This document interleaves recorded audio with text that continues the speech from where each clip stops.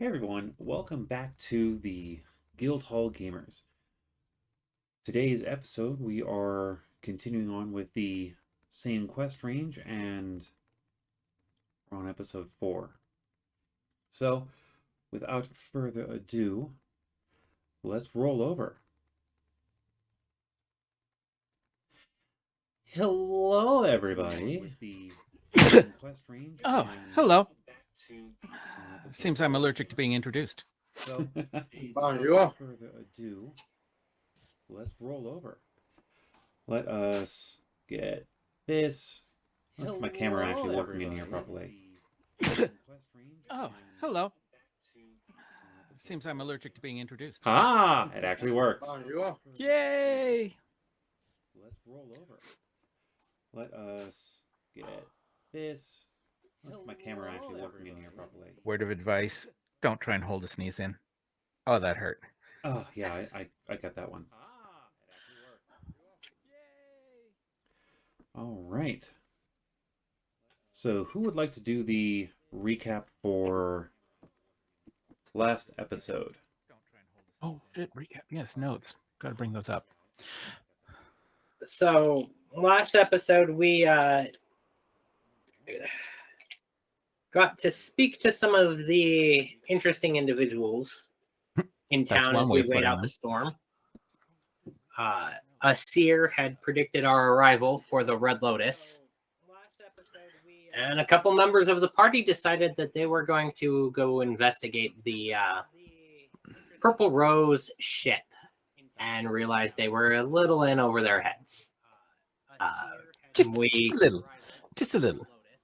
We are merely pawns in a game that is being dictated by powerful players and have come to an arrangement with the Red Lotus for them to spend some time on our future lands and possibly join them for a bit of the expedition.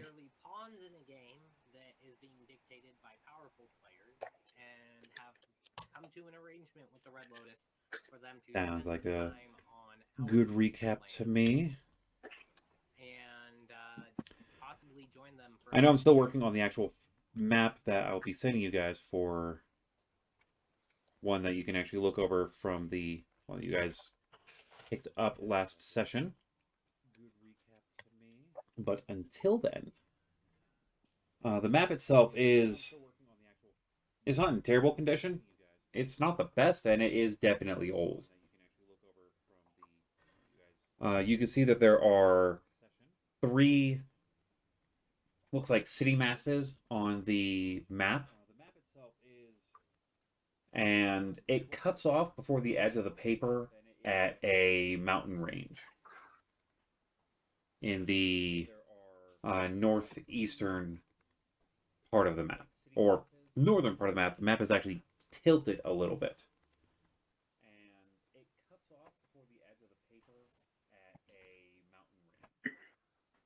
If you're trying to get a temporary export of that to you guys, if I can find out which freaking app I'm using.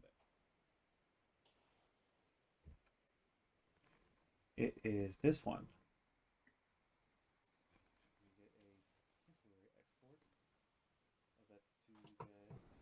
Again, it's not finished, but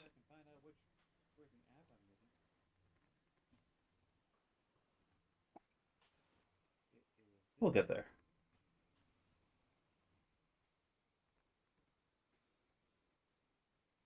It's going into the maps and game photos.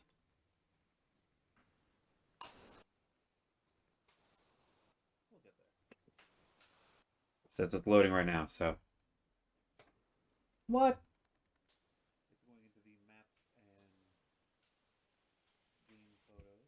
Shenanigans.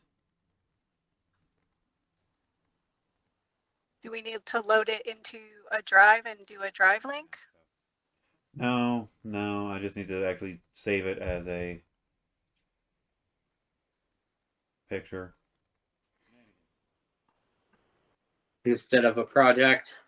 Well, instead of exporting it directly. Do, do, do, do.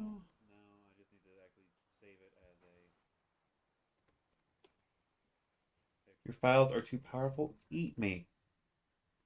In other words, way too big for it. Which the easy way to fix that is I hit edit here.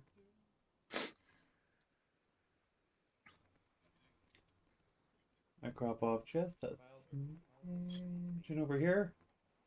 In other words, way too big for it. And that will magically freaking do it.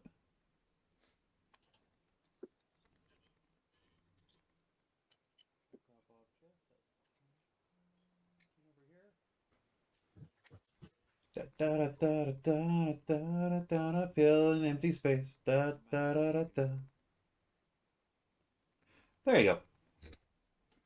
Again, that map that I'm just setting out is not finished off of what it's going to be. And my color balance is off for what it's going to be showing. But that is a large majority of what we look like. That's what we look like? Well, Ooh. like location-wise. I know that's smart-assness. Hey. Cheers. That's what we look like? Ooh. Like location-wise. Need to keep the caffeine flowing so that I can keep that smart-assness going. Cheers. So, yeah, that is the map that you're heading to. Down at the river on the farthest left side of the map, where that loop is, before it goes back up, is where you will find the city that you're heading to.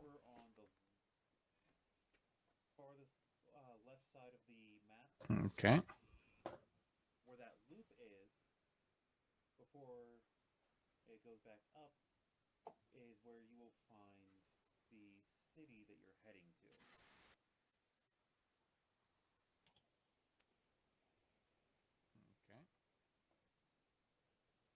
Okay. And doing another marking up just temporarily to send that one over.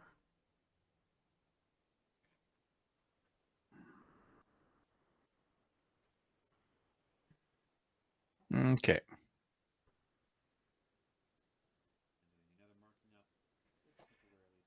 So that is where the ship is currently bearing towards.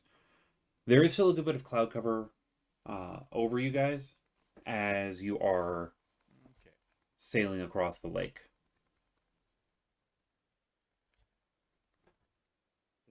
And yeah, you guys have a couple days on the waters itself.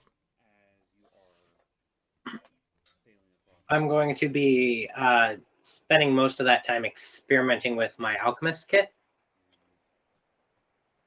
All right, trying to gain full proficiency, I'm guessing. Yep. All right. How many rolls do I get for 2 days? For the 2 days, let's start off with the first day. And you'll be able to get 3 rolls in on your first day. Okay. Ooh, that is a dirty 20 and an 18 and a 19. All right. Those are 3 successes out of 10. So I am halfway there because I have 2 from previous. Right. Bars in there starting off everything with half proficiency. Specifically College of Lore Bard. Yeah. Everything.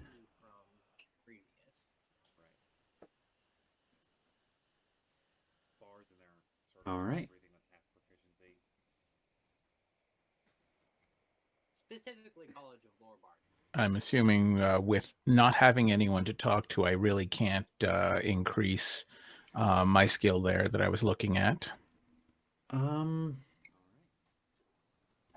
Actually, you do find a couple members of the Red Lotus that seem to be talking in that particular way. Okay. So you'd be able to get a couple rolls in. Would be nice. Let's see what we got here. Which dice do I want to use today? Okay. You know what? These ones. So 2 more rolls. Let's see what we got here.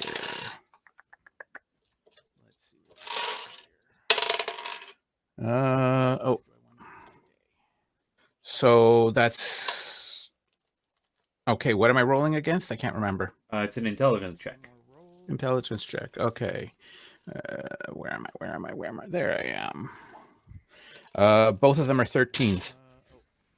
Unfortunately, neither of those are passes. The standard DC is 15. Yeah, I figured as much. It's close, but you just can't seem to be grasping it today. It might be the fact of, you're on open water.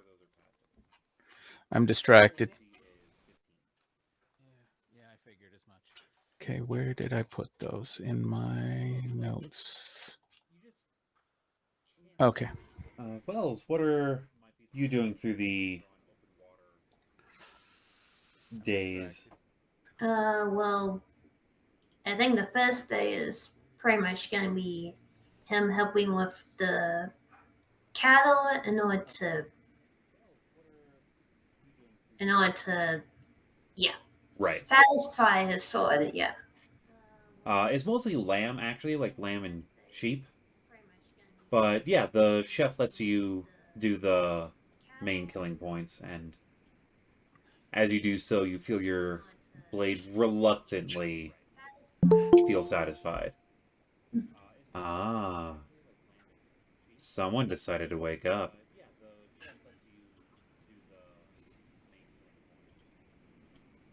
And then I have a perfectly good explanation of why I was this late, but I will explain that to you during break. Sure. We'll listen during break. Lizard Boy's been here. So, continuing on with Wells. yeah, and then after that, I think if anything, Wells would just work on his jewelry making and his usual stuff. All right. Give me a jeweler's check. With your tools, either dexterity or wisdom. Okay, so it'll be like dexterity plus proficiency. Yes, you are proficiency. You have proficiency with your tools. I hope you have proficiency with your tools. It's kind of your day job. Oh, god damn it. 7. 7. Yeah, the rocking of the ships kind of makes it hard. You're not making any progress. Luckily, with how skilled of a jeweler you are, you're not backpedaling on anything, but you're legitimately just not making progress. 7.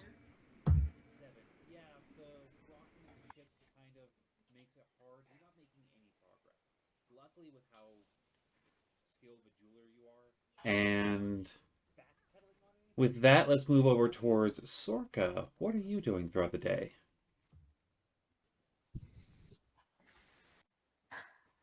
I probably would just be like hanging out, like watching the what's going on around, and then just like spending time in like wherever our sleeping quarters are, just trying to rest up. I'm waiting until we get settled to like really work on stuff. So just like taking things in, seeing what I notice, and then just like spending time in. Give me a investigation check.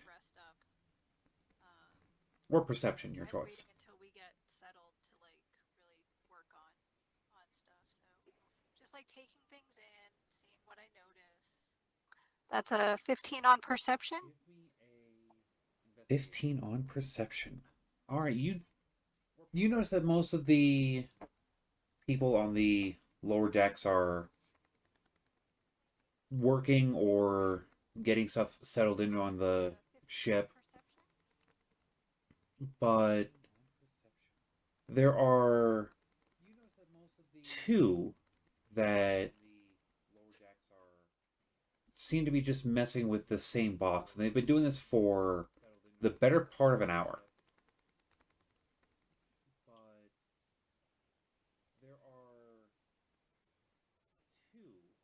I'm gonna find my compatriots and let them know that I've seen this. All right. I'm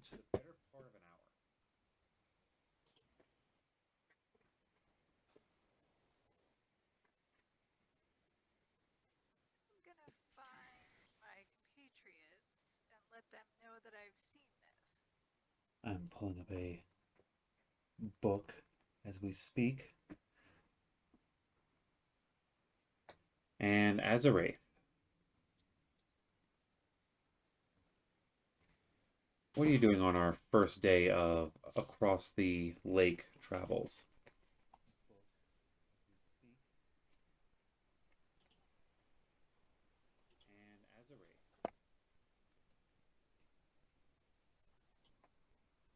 Currently, I am just polishing up my sword.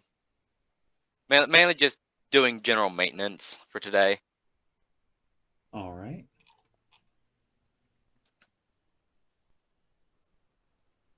Currently, I am just polishing. And is that it? Sword.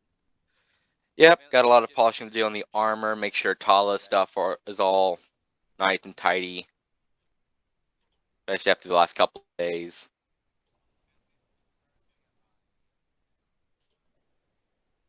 And is that it? Yep, got a lot of polishing to do on the armor. Make sure Tala stuff is all nice and tidy. And now the Especially after the last sound that is hopefully going to start making my players question what is up ahead.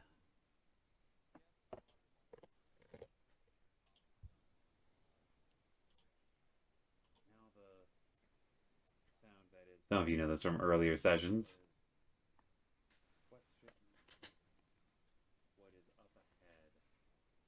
So,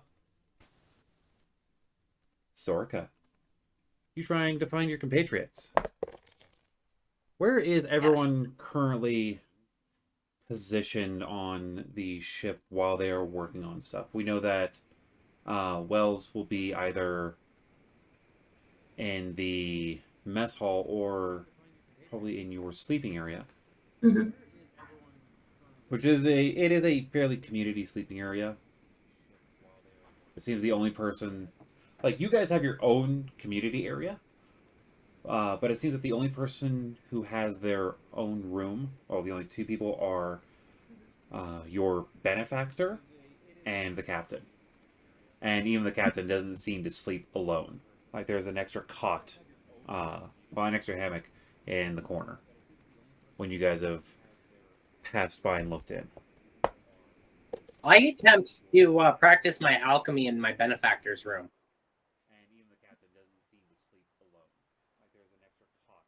While you were practicing your alchemy in there, she is watching you intently as she thumbs through a book.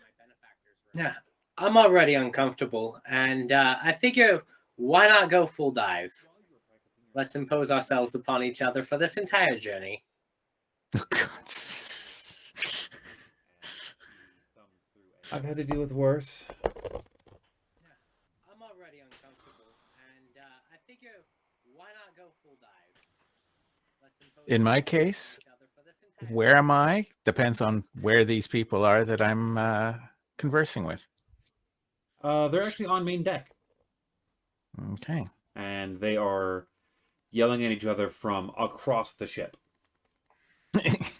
Like, And that's what. one's on port, one's on starboard, and so they're just yelling back and forth, and they're trying to add you into the conversation.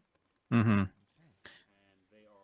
But yeah, I'm not used to this being out in the open like this. This is just bothering my head completely. The sun can only set when the moon rises. But yeah, Yes, but if you find a clock on the road, there isn't much more you can do, is there? bothering my head completely. Yep, completely lost.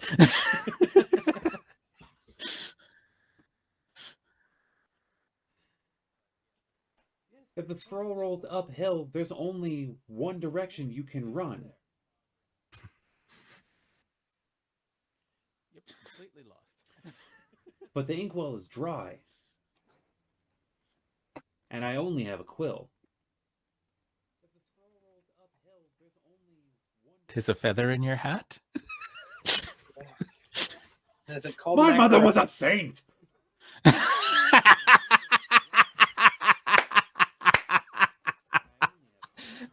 That had to be the best. That had to be the line. That had to be the line. Yes, yes, yes. I was expecting some such thing. My mother was a saint. So, Sorka. So yeah, so I will check our sleeping space first. Yes, yes, yes. I was expecting some such thing. That would probably be Wells that you come across. Wells and Azarath. Yeah, Azarath and Tala are both in the. All three of them would be in the main quarters area, probably. And I'll just say there are some people that I've noticed are not really doing their job. They're spending a bit too much time with one box. I'm not saying that we need to like do anything about it or hurt anyone. I just wanted to make everyone aware so that if it becomes a thing, we know.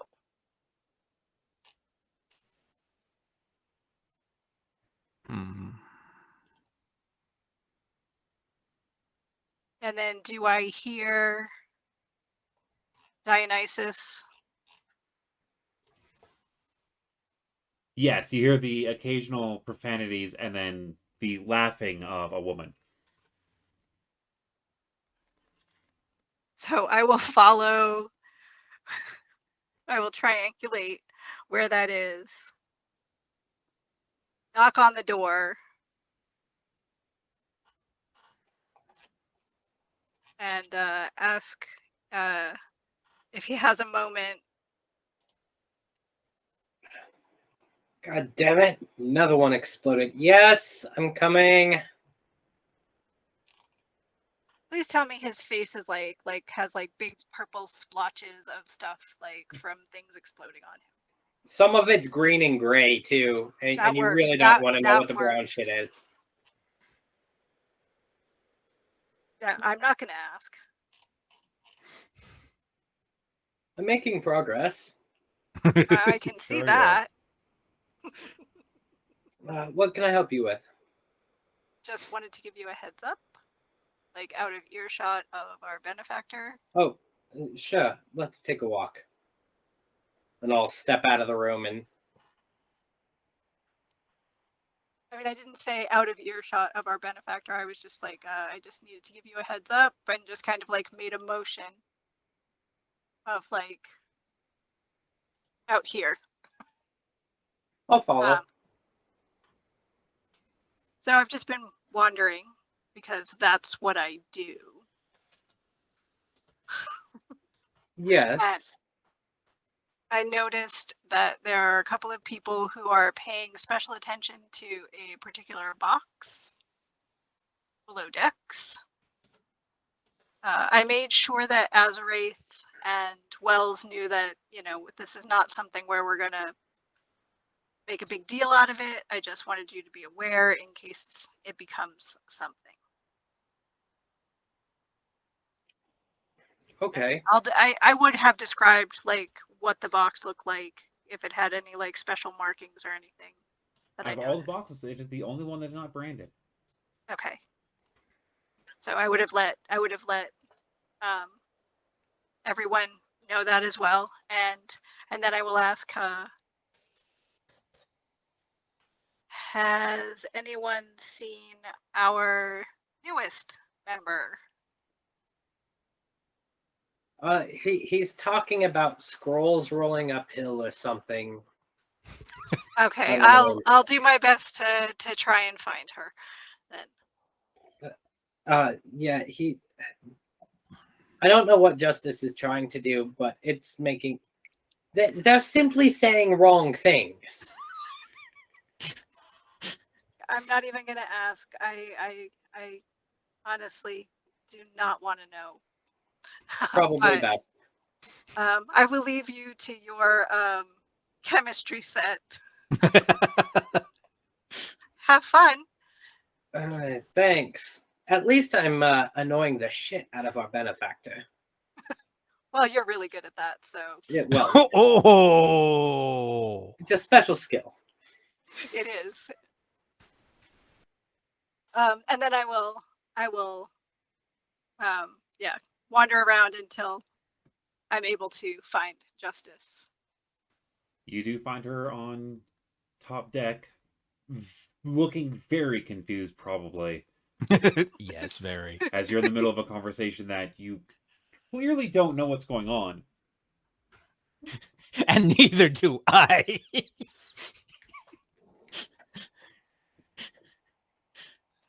So yeah, I will walk up and say, do you have a minute? Yeah, I need the break. What's up? So I have been just kind of wandering about and just keeping an eye on things, and there's a box below decks that has no brand on it, that we have a couple of people that keep paying extra attention to it. I don't know that it's something that we need to do anything about right now. I just wanted our group to be aware of it in case it does become a thing. And I don't know, maybe, you know, maybe at some Whereabouts point is- one of us can talk to these people. I can, you know, I can point them out surreptitiously if it comes to that.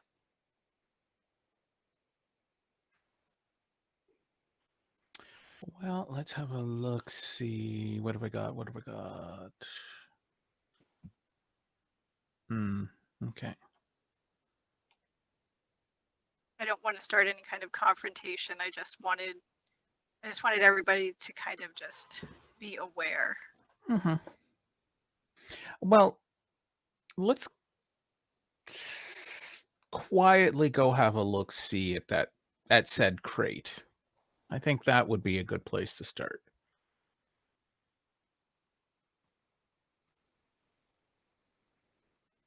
Okay, and I'll lead down, like not like right next to it, like, but obviously in the not. vicinity where you can see it, where it's not like obvious that we're like, oh hey, we're looking at said box. Like, Yes, because just we're like position myself so my back is to it, so it looks like we're having a conversation.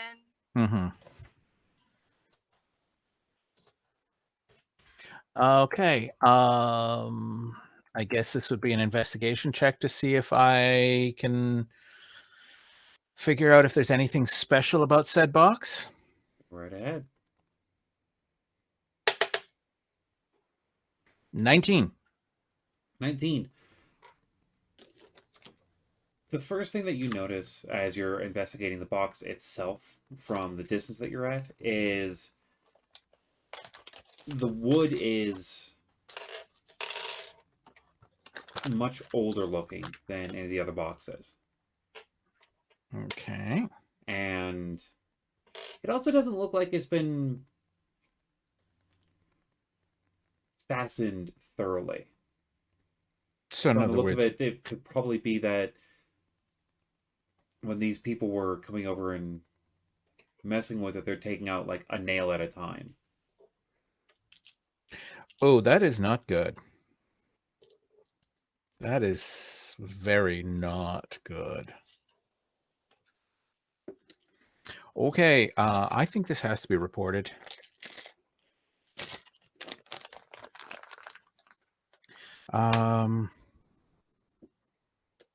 So I explain and ask, so do you feel as uncomfortable as I feel about this? If somebody's slowly opening a box that may not even supposed to be here? Yeah, that's why I wanted, us to know about it. I didn't see them actually. I just saw them kind of going over there. I Mhm. didn't see them actually trying to open it. So Oh, they're yeah, skilled then. I think that I may not be as perceptive as you. Mhm. Would there be is there any evidence of those of nails or what have you around? Nope. Damn, they're good. Okay. And the nail positionings that you're seeing are missing are ones that you have to have been looking specifically at the box and trying to see if there's anything up with it to notice it. Like Okay. it's not like every nail. It's like one up here, another down here, another over Mhm. here. You can kind of see that there's a couple missing from the top. Okay. It's probably missing 10, 15 nails. Means there's not much left for it to hold. It's still got, over 20 nails that you can see on from the side that you're at. Okay. Well, I think something should be mentioned, at the very least, to the captain, possibly to our benefactor. This smells of sabotage to me. Or somebody going to be playing a really bad prank on us, but hey, you never know. So then I go try and find the captain. That's not too hard. He's up behind the wheel. May I have a moment of your time, Captain? Sure. The wind is favorable. Is it normal for a supply crate to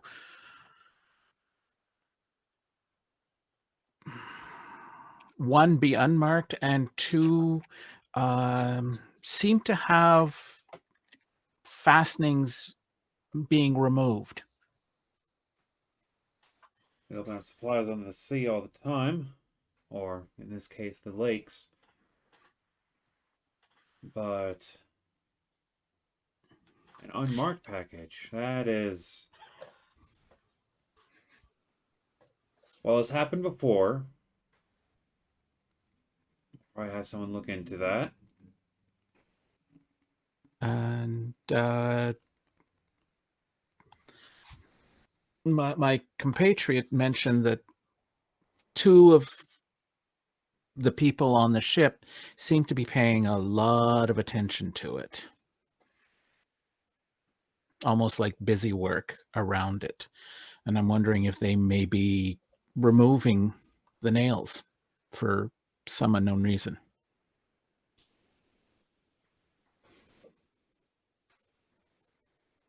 I can have my first mate look into that. Yeah, I just wish to make sure that, okay, we don't endanger the benefactor. They have they've put a lot of personal effort into this trip, so I would think that avoiding their displeasure would be high on everybody's list. Yes. Yes, last thing I need is for her to be upset. Then I will leave it in your capable hands, Captain. As he says, I would hate for her to be upset. You hear another explosion from the room right below. And then cackling.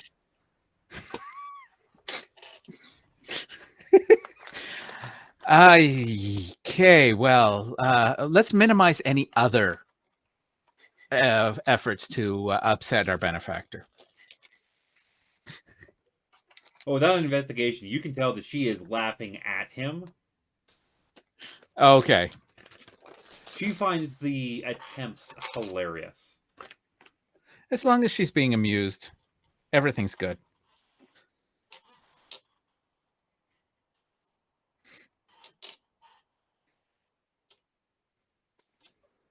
Okay, well, I think that is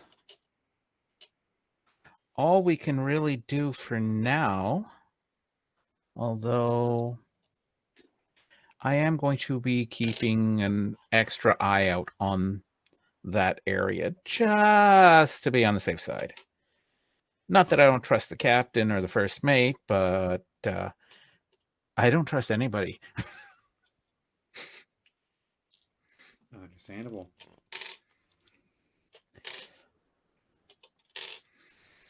When even family betrays you, it's really hard to trust anyone.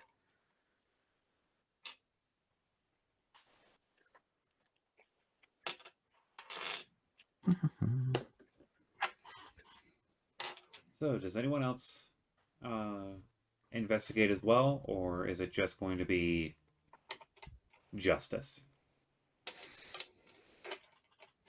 I'm waiting for the evening.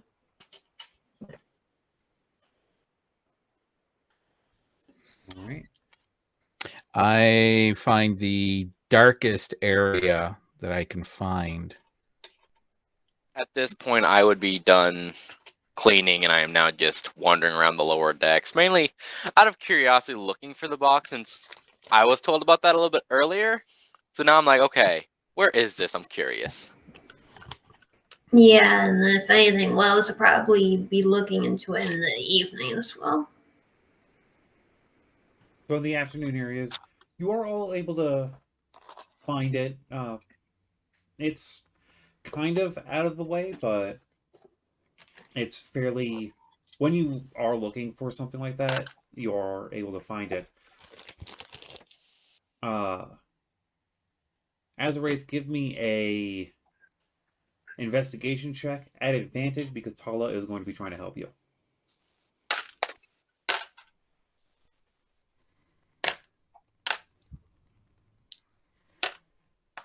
Oh, thank God for the advantage. Thank you. That's a 13. 20. Wait, no. How does math work? 19 plus 4 is 23. Yes. Yes. How does math work? Simple. Count on your fingers. I got 13. Okay, then use your toes as well. Take off any footwear. It'll be easier. And if you need to, grab your neighbor's feet as well. So you notice that the areas where the nails have been removed, the wood that is kind of exposed due to that is a lot cleaner and fresher. So it looks like this box has been through a lot sealed.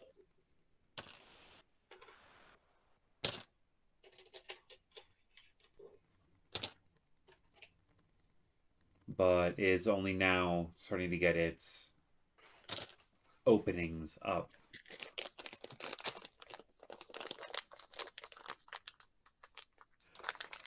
Wells, as you start looking for this box, when you're about 15 feet away from it, you immediately find it. The hair on the back of your neck starts to prickle up, and a putrid smell that, like rotting eggs and spoiled meat. Seems like no one else seems to be picking this up, but you're also noticing that you are among the few humans on the ship. Like, full-blooded humans, anyway. You've come across this smell twice before within the past month and a half. Once on the docks, and once in the warehouse. It's the putrid smell that comes across with undead. Mm-hmm. Yeah, upon realizing that, I'm immediately gonna go to the others and let them know. At this point, I've finished my experimenting for today because I'm just kind of annoyed at her laughing. Like, I've made progress, but she's still fucking laughing at me. So I'm sitting with the others drinking, asking, so we're really interested in a box, huh? Once I see Wells's reaction, because, well, I'm around the box at the time, I get their attention. Let's go take care of this. I think we should talk to the benefactor now, not the captain. So do you get up there right as I'm leaving? Yep. Are you sure that we should take care of this now and then tell the benefactor? Because between here and there, that's enough time for whoever's doing this to get further set up. Who was the one who had noticed them? Yeah, well, so how long have they been at this? Well, you can Well, guess. Sorka noticed first. Yeah, pretty early on in the day. So they're going very slow and subtle with this. I think we've got the time to go talk to the benefactor. And by the time you do see people walk next to it and stop for a second, every the time points are erratic. Mm-hmm. It doesn't seem to be a proper schedule, but it seems to be the same two people that walk up to it. And Wells, when you look it over, by the time that it's gotten all the way through, there's an additional 4 nails missing. And they walked past it 8 or 9 times. So they're not taking nail out every time, is what you can gather. Okay. So let's hurry up, talk to Sola, and if we need to, get back here. Should one of us stay just in case? Keep an eye on it so it doesn't disappear magically. Good point. You guys go report it to Sola. I will keep hidden here then.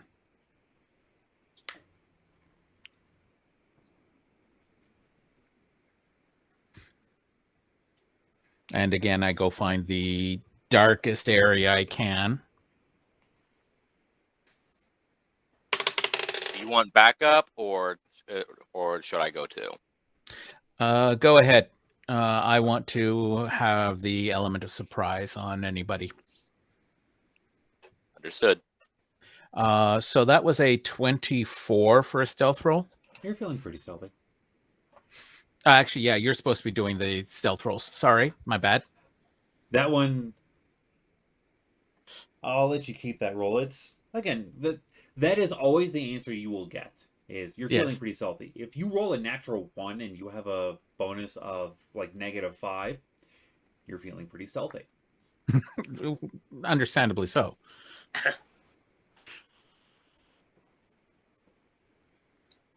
Yeah, if that's the case, I would have went with the others to talk to the benefactor regarding what's in the box.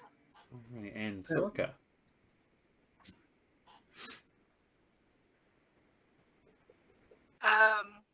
Yeah, I probably would have holed myself up in our room for about the rest, most of the day.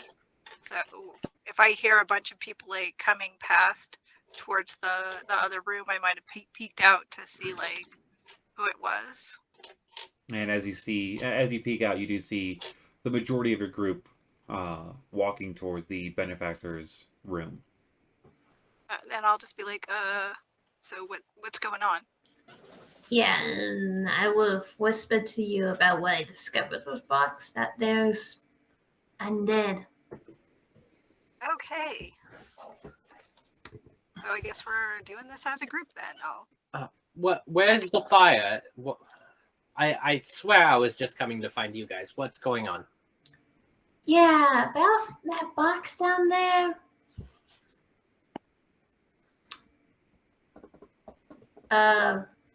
Wait, are you in the room with the benefactor? I just stepped out and closed the door as you guys are walking up. Yeah, apparently regarding that box, there's undead in it. I just turn around and I open the door and go, I have a question for you. Yes. You've been laughing at me all afternoon. Gods. My compatriot says there's undead underneath us. Do you know anything about that?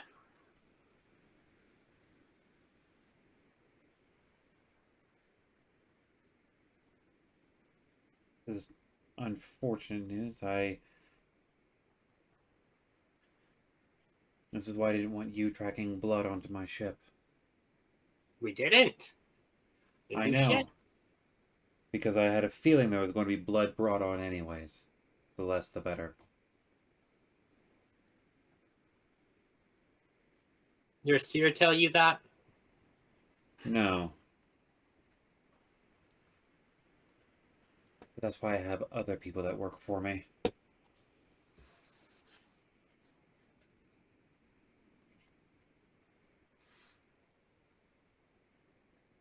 So are there spies or what the fuck is going on?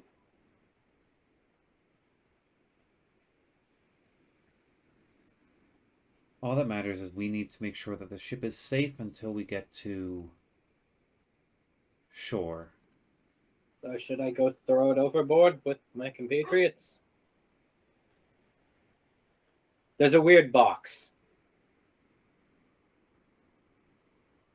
that people are trying to open subtly, apparently. Ask them. They've been looking at it. I've been blowing my face off, so...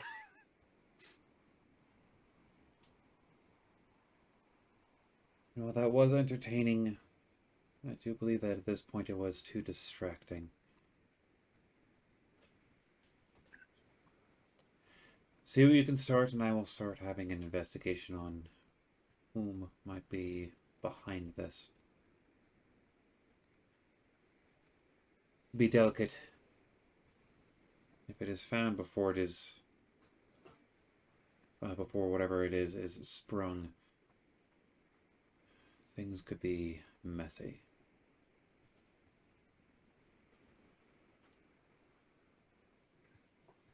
Yo ho ho, it's the pirate's life for me. All right. Cool. Toodaloo.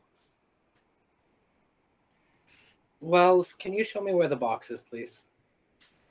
Of course, and I'll take him to where the box was. And I just pull out my flask and I act like I'm drinking and stumbling around as I kind of like throw my arm over Wells' shoulder. Give me a performance check.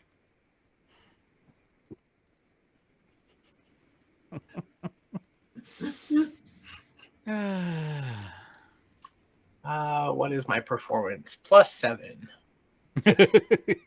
It should be good, but there's a chance you could botch the whole thing.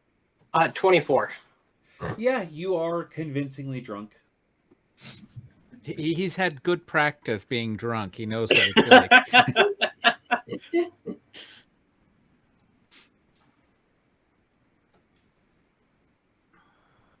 So you do get down to where the box is.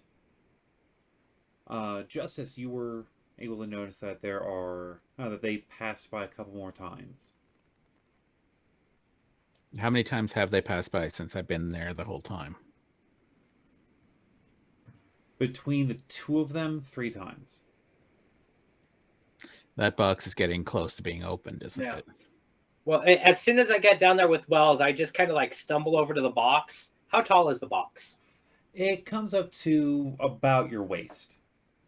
Cool. Yeah, I just kind of stumble over and I hop up on it and I pull out my flute from my jacket and go, time to practice. And I need you to give me a dex save. Oh a no. deck save. A dex save.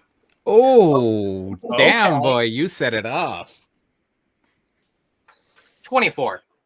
24. As you like put your hands and start moving to hop up, you feel the wood shift under you. And you catch yourself as it collapses itself open. Oh, shit. And you hear the distinct sound of paper tearing. Paper tearing? And I need you to roll initiative as we get... Yep. Had we tried to shift the box, it would have fallen apart too. So Almost guaranteed, yeah. Yeah. sorry. All right, so I'm getting Fortunately, to... everyone's with us. Here's the fun bit. I need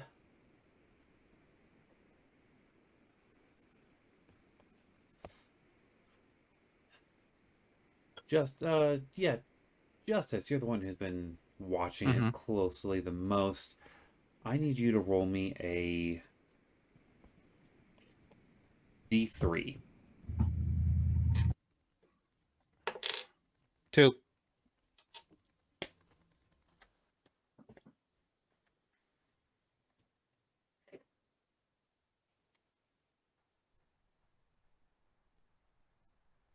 This is going to be quite fun.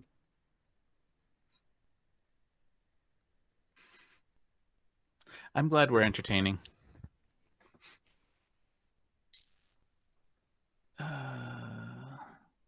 10, 5, 2, and 7. Oh, 10 of hearts, 5 of diamonds, 2 of clubs, 7 of clubs. yeah. That's fucking wonderful. Okay, what does this mean? So, because they weren't streamed, the baronies use decks of illusions type things. Mm-hmm. They spawn monsters when you tear the cards. So that's the paper tearing. Gotcha. Mm-hmm.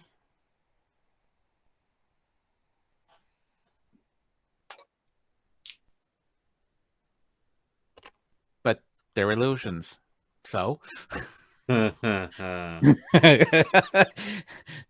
the noob.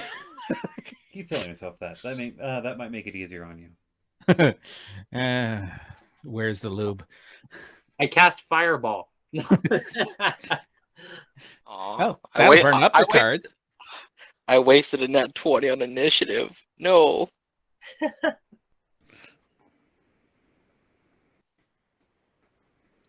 But what's your dex? Give me 1 second. I'm going to get the baddies in first real quick. Oh, yeah. Oh, yeah, that's actually really fun.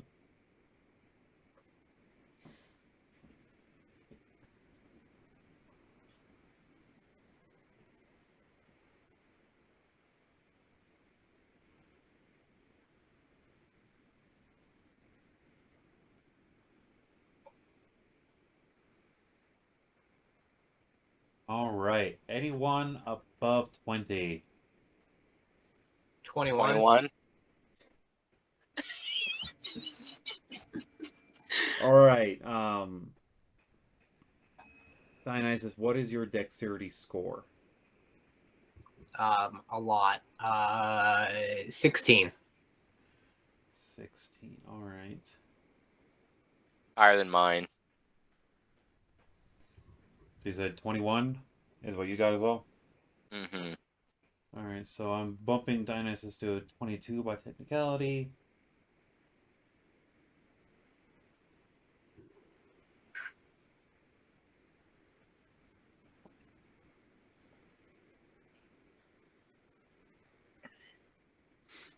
As Wraith is the 21. All right. 15 to 20? 19. Yep. 15. 16. Ooh, we all got decent initiatives. Yeah, high fucking initiative rolls, guys. Awesome. Actually, no, not for me. I mean, still 15's respectable. Sorka, I you rolled said- an 8. Sorka, Ooh. you said 16, correct? I did Got say a 16. +7? Yes. All right. Oh, Yep. Part of my class. yeah. All right. What's really nice is the fact that you all actually go ahead of the creatures. So our initiative Perfect. order is Dionysus first, followed by Azraith, followed by Wells, then Sorka, then Justice, then the thing that was in the box, and then the thing that was summoned by the box opening. How many creatures are around me at this current moment? At this exact moment, the paper hasn't finished tearing, so they will be appearing on their turn. You do see one creature though.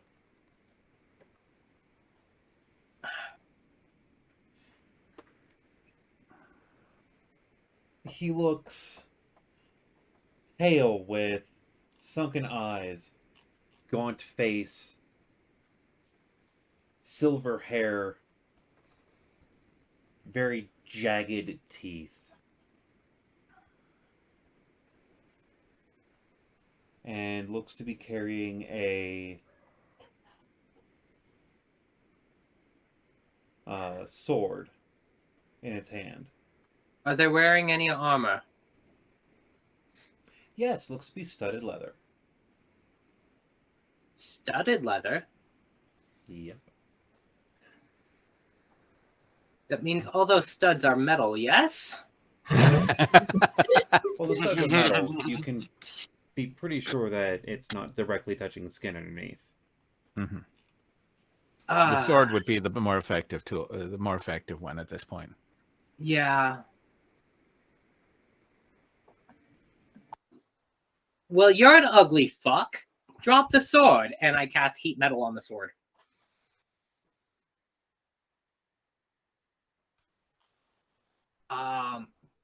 And so he's gonna take 2d8 fire damage.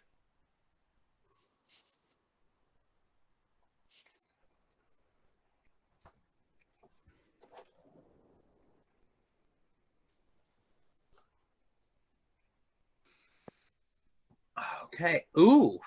14 points of fire damage. Very fun. And Hmm.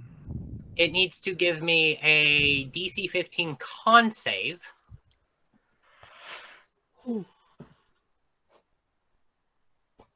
If it wants to hold on to the sword. Oh, it will drop the sword. It does drop the sword? Yep. He said 14, right? 15. All right. Oh, well, 14 points of fire damage, yes.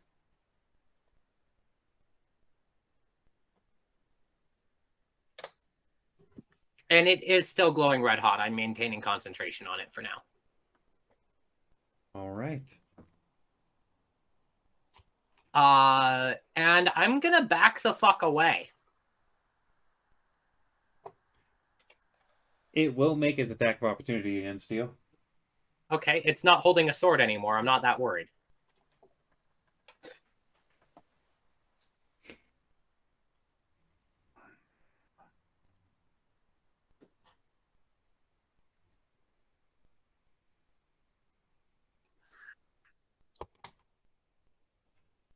Does a 19 hit as it Yes.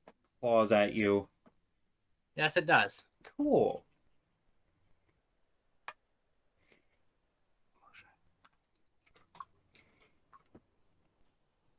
I need you to make a con save.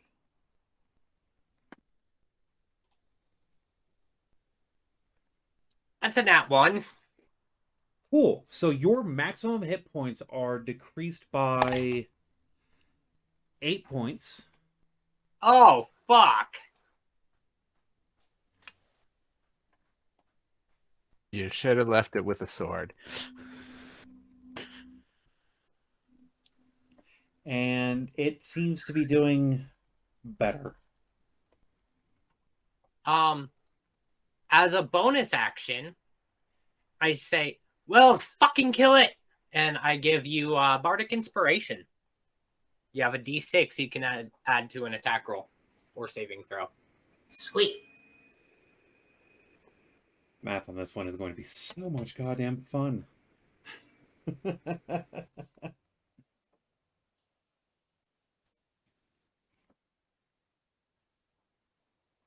Oh wait, it doesn't regenerate life half with that. But it does permanently drain you. Until I finish the long rest. Correct. Hopefully. You can guess. Let's see if you make it.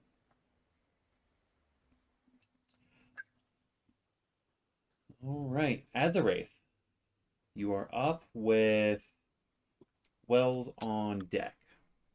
I'm gonna hold my hand out to the undead creature and say, "To me." And I'm using my I'm going to cast my Channel Divinity. Unless he has a challenge rating 4 or higher, I need him to make me a Wisdom saving throw. Well, you are lucky that he's just a little bit under that.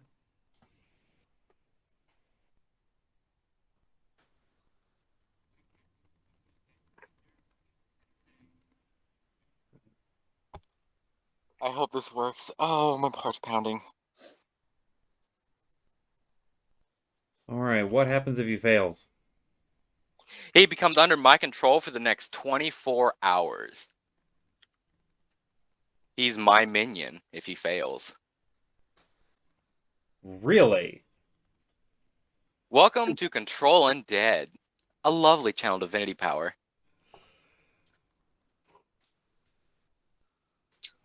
Oh, that has put a crimp in everybody's plans. That is This is fucking clutch as fuck. unclutch.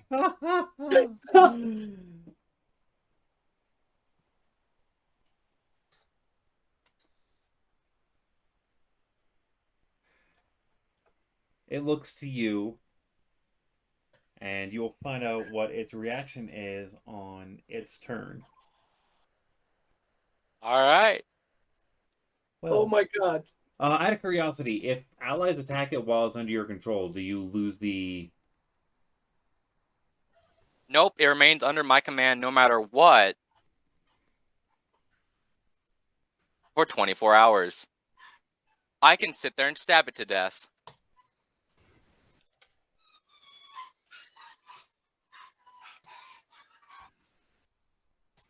That's fucking handy as shit. How many times do you get that per day? Once per day. Okay, cool. So it's not too broken. Well, won't once be for as long useful rest, but later. basically once per day.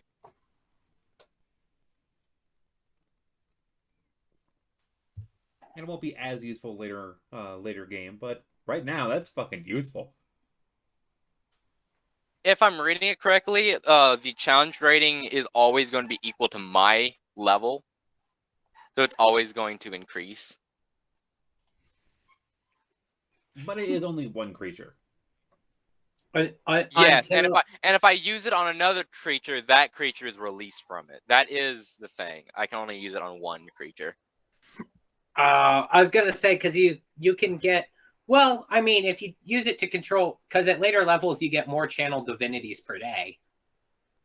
But from what he's reading, if he does channel divinity another creature, he loses the first one.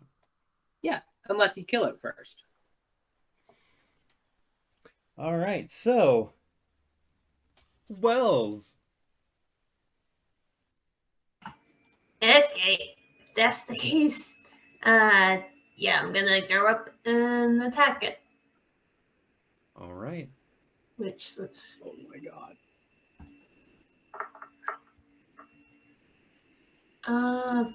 Okay, looks like I don't need that.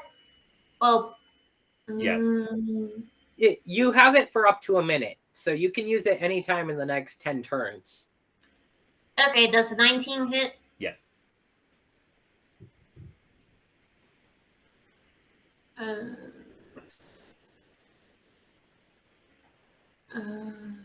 Okay, yeah. Let me see. For 12 damage. Ow. Creatures so quickly right off the bat. Rude. Concentration. Okay. I do maintain concentration. All right. And is that your turn? Yeah. Sorka, you are up. Justice, you are on deck. Mm-hmm. Okay, so to me, it looks like we're still going after this thing. So I would like for it to make a dexterity saving throw. Of course, you do.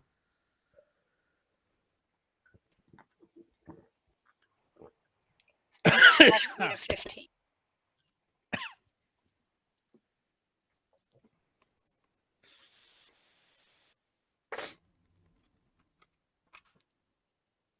So it fails.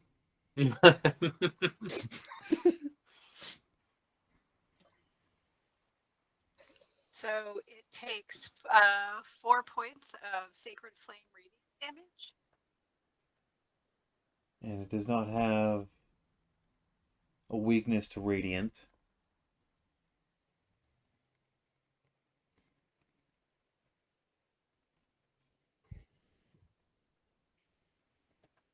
And that is my turn. All right. Justice, you are up, and the creature is on deck. Okay. Where am I roughly in relation to it? You are about 40 feet away. Okay. Hunkered behind another box in a corner. Okay. Is there anyone between me and it? Enemy-wise? No. Allies. There are 2 people between you and it. Is there a way for me to find a clear shot? Oh, for shooting an arrow at it? Yep. You are able to get a clear shot, but it does have... It would have cover benefits, but you have the feat that says screw that. Exactly. It does not have full cover. Does not have full cover, then I am going to go with my sharpshooter feat. -5 on my 2 hit, plus 10 damage. Okay. And So just wanted to double check, Wells, you did strike it with your sword, right? Yes. And that's just for all intents purposes, a normal sword, right? A great sword, yeah. But non-magical. But non-magical? Well, I mean, it's my packed weapon, so it's magic. So it's gotta be magical. Mm, I want to double Let check me that. check something. Yeah, because I want to double check if they do count as magical for purposes of... Pact of the your Pact of the Blade. Yeah.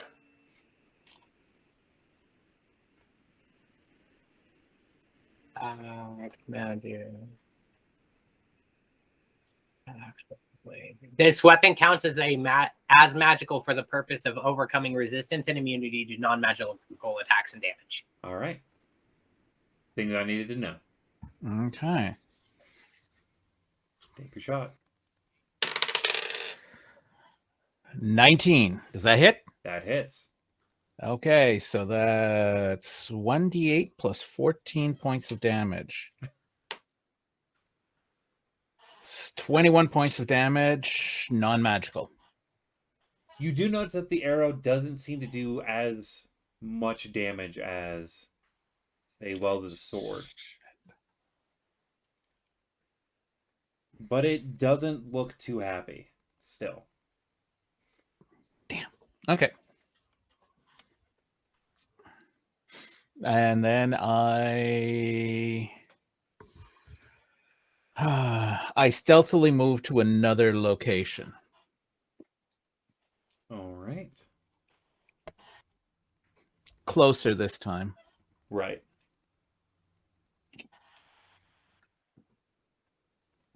And you're feeling pretty stealthy as you move. Mm-hmm. I'm going to switch off from my bow to my short sword. All right. It is the creature's turn.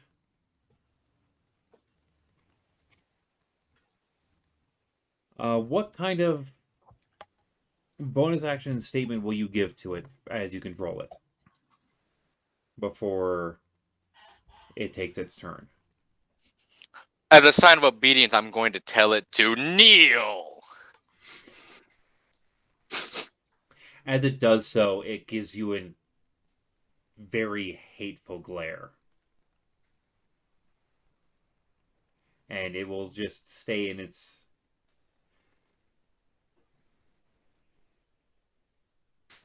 Is that the only command you give it? Is just to kneel.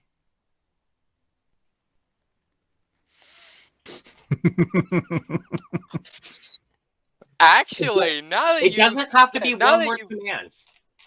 Oh, it does. Oh, yeah, it does. I'm so used to the command word. In that case,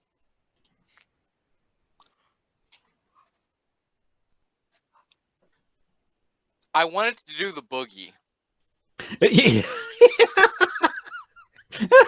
Like, do the fucking boogie. No attacking, just boogie. Can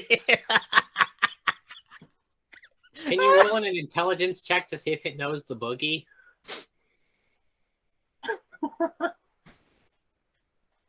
It does not. I'm not even going to have to roll. I know it's a... Yeah. It does not. Yes, but our vampire, Dance, motherfucker, dance. specifically Azerate's vampire, is not happy. Oh, this isn't the vampire. No, it wouldn't have been. Yeah. It would have been controllable if it were. Before we Could be kill it, something. can I play with it for a little bit? Can I do? Can I play with it? When I have when we power. when we see that it's under your control, which no one has really at this point because it's happening so fast, Exactly. we'll probably let you have it fight for us. So all you're telling it to do is basically just stand there? Yes, I did say no attacking, so that is a very specific thing I did say. All right. After its turn, you see the cards hit the ground. And you are suddenly in the midst of a swarm of zombies. Oh boy. 24 to be precise. Oh shit. How many? 24. That's 14 plus 10. Oh fuck! Hey, luckily he didn't roll another... If I'd rolled a 3 instead of a 2. Yeah, if you rolled a 3 instead of a 2, that would have been mean. Because then this encounter would have gone very differently. So yeah, as they show up, they only get one action. Okay, maybe I will keep to my my longbow then. Oh, fuck! Shit! All right, this is going to be a lot of rolling, but This is fine, guys. This is fine. We're fine. there's 6 people in the room currently. Did any of them spawn on top of the glowing hot blade? Though they are standing over it, none of them are touching it currently. Okay. All right, so we're going to do these rolls semi-slow. We're going to go first 3. Because of how small this room is, everyone at this moment is currently in melee with at least 1. Okay. But the largest concentration is around the 4 of you. And by 4, I'm including Tala. Okay, so I'm off a bit. You're off a bit. You have 2 on you and... Well, actually, let's see. Yeah, you have 2 on you and Sorka has 2 on her. So a minimum of 2 on everyone. Mm-hmm. Let's get these first 5 rolls. 5, 10, 15, 20, 2, 4. Yeah, that works. So first 5 attacks are going against we'll go first 5 against Wells.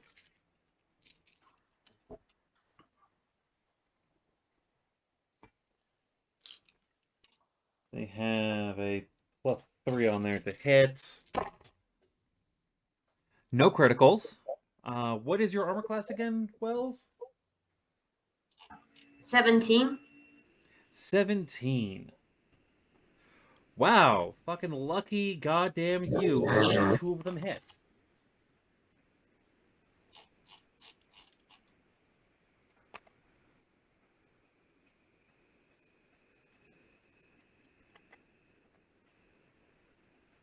For a total of 11 damage. Ow. The next 5 are going into Dionysus. I will be right back. All right. Dionysus, what is your armor class? 16. 16. Only 2 hits into you. One of them, I go, "You ugly fuck. You're not hitting me." And I use cutting words to subtract 4 from its attack roll. So 2 of them hit you. Fuck! There was 2 Okay. 18s on the die. Oh, shit. The rest of them were not above a fucking 12. It was worth a try. It was worth a try. It's a valiant effort. But... Jesus. Take your 10 damage.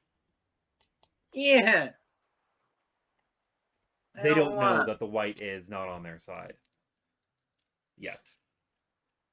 The next 5 are going into Azure.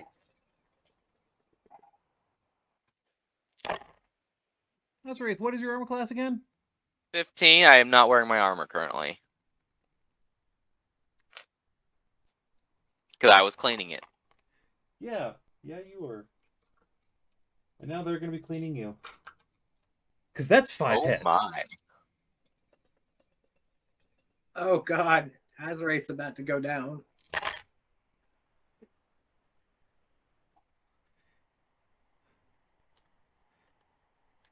And so that's 19 points of damage. Lovely. And I had 5 different undead people target me. Yes. They each hit you. For the first one, as a reaction, Hellish Rebuke. Let's go ahead and take one of them out before my turn, and before Dionysus' turn. Just fuck them. All right, and that's a saving throw on there, and correct? Dexterity saving throw, yes. Okay, back. Of course it is. Or either full damage or half damage. See, I am doing something nice. Because these are minions. So for them, right now, it's pass or fail.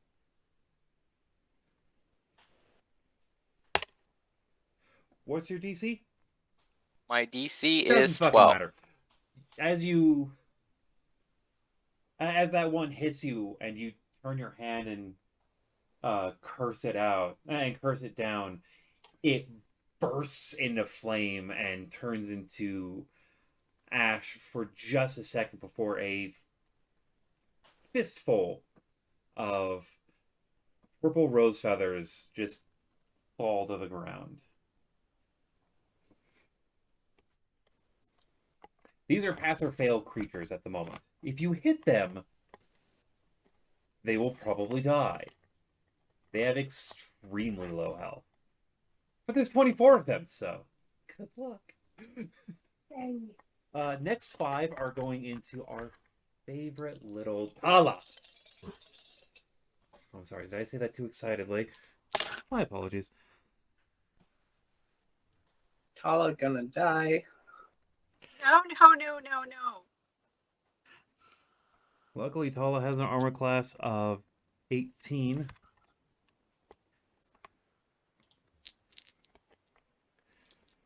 So, damage for the first one is con save for that one.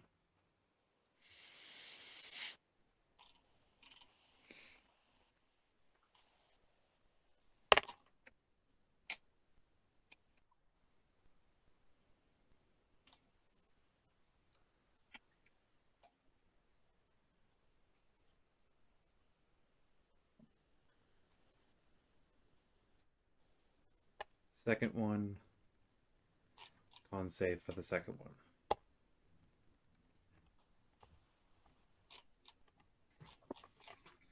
So as the 5 start swinging into Paula, just clawing and slamming into him, you see most of them are deflecting off of his shield and his armor.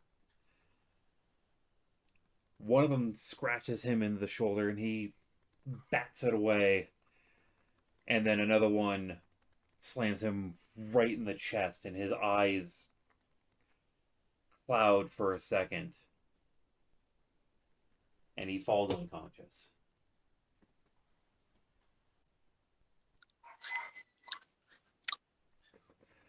Tala will be on death saving throws at the start of his turn, which I forget to remind you is right after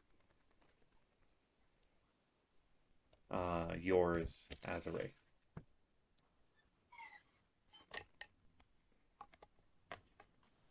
Tala is unconscious, but currently breathing. 2 swings into Justice.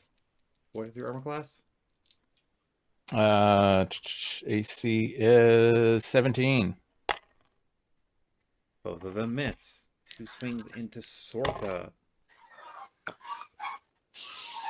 1 will hit as a critical, Ouch. but that is the only one that hits.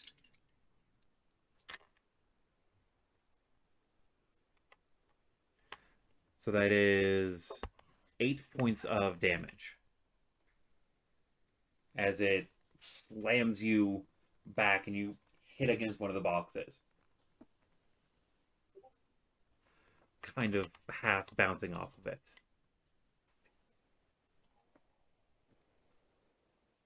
We are at top with Dionysus up as a Wraith on deck.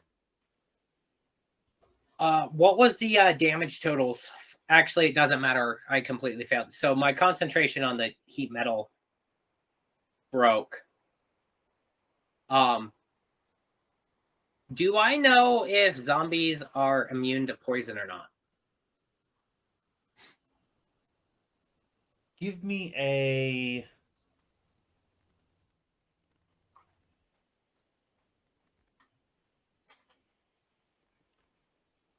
Nature, Arcana, or History, whichever one you would choose. And you have to be proficient. Like full proficiency. Yeah. I'm fully proficient in my best, in the one that has the highest bonus. Anyway, so. Which is? Arcana. All right. That is a dirty 20. You are pretty sure that most undead creatures do not worry about poisonings because they don't have a blood system to Yeah. circulate it. That sucks. In my experimenting earlier, I did not get around to making alchemist fire. So, oh well. Fuck it. So yeah, I draw my rapier from my side and I pull a dagger out from inside my trench coat. And I go to stab one of the ones in front of me through the neck with the rapier. All right, make your attack. Does a 16 hit? Fuck yes. As your blade goes through the neck, you angle it up into his brain, and then as you pull it out, it drops and becomes a fistful of Petals. purple rose petals. Yep. And then I flip my dagger around in my hand and go to stab into the temple of another one. All right, make your attack. And that's a 17. That hits. As that stab into the temple lands true, it goes all the way to the hilt, and you don't even get a chance to pull your blade out before it's just a pile on the ground. I go, well, we're in a rough spot. This is fun. That's 1, 2, 3. I know 4 have been dropped. Azarath, you are up. Tala is on deck. Azarath, there is one zombie physically between you and Tala. Is that the one that hit Tala? No. It's one of the ones that tried to attack Tala. But it is not the one that directly dropped him. Okay, so I'm going to use my hungry jaws as I move up to the zombie, not caring about anything else. Everything else is blurred. I'm not thinking about my party. I'm not thinking about anything else. All I'm thinking of is this one goal. And I am charging at this point, using my hungry jaws to bite into the zombie to tear him out of my way. Make your attack. Make sure I mark that off my sheet.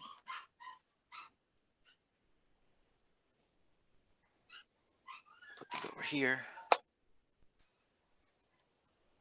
Does a 22 hit? All right, as a note, I'm going to let you guys know now, their armor is 8. The odds of you missing these guys is really low. The thing that they have as an advantage over you guys right now is legitimately numbers. Not for long. I am I expending understand this. I am expending a divine smite. You cannot divine smite your jaws. I can't. Nope, it's weapon only. Weapon Oh, only. it's weapon only. Oh, okay. But as you bite into it, you feel your jaw just close even more as a couple rose petals are currently in your mouth. Ugh.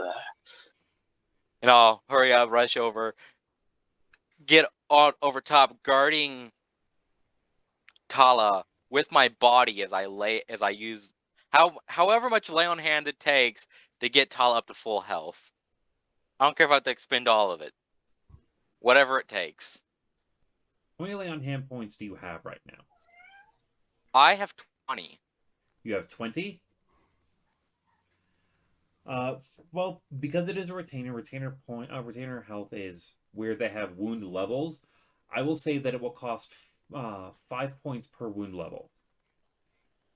And Tala only has 1 at the moment. I am expending 5.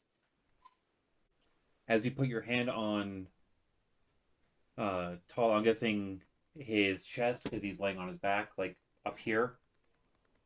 Mm-hmm. Like in the first. Yeah.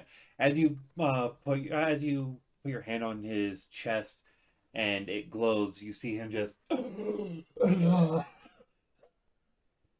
It's okay. It's okay. I'm And- here. That's all I got. That's all I'm doing. That's my turn. All right, it is Tala's turn. What will you have him? What will you have him do? He's just woken up. It will take half his movement for him to stand up. Mhm. Is the one that attacked him nearby? Yeah, you're still pretty surrounded by freaking zombies. I want him to destroy the one that hurt him. All I want right. him to take his revenge. As he stands up, I'm gonna have you make a attack roll with his weapon. He has a +6. You're basically rolling to miss. Let's see, 19 plus 6 Yeah, again, is you're rolling to 25. miss. If you roll a Yes. 1, he misses. I If you just roll a gotta remember how 2, math works. Yeah. Because I have failed that today. Yeah, you have. As Hollis stands up, he braces his shield in front of him and then slashes his sword up across this zombie's body, and the wound deep in through his chest, and it explodes into a small burst of rose petals, dying in front of you. Wells, you are up. Sorka, you are on deck. Okay, so how many zombies are around me? In total in the room. No. You guys are pretty surrounded in general, but in total in the room, there are. We had 24 minus 6. We're like- That's 18. yeah. Mhm. There's 18 zombies in the room. You are pretty fairly surrounded currently. There's in total, It's a target-rich environment. Yeah. In total, there's like 9 around you, but some of those 9 are also next to Dionysus, which are also next to Azraith and Tala, which are also next to... Like, everyone has people next to them. You cannot spit and miss one. Okay, but question: Is it just zombies within like a 10-foot radius of me? Are there allies in the There within are that allies area? within 10 feet of you, yes. Hmm. You're thinking of going off like a bomb, aren't you? Kind of, yeah. But the problem is it would hit allies too. The question is, Don't do you destroy the ship. Oh, it wouldn't be like that, but nah.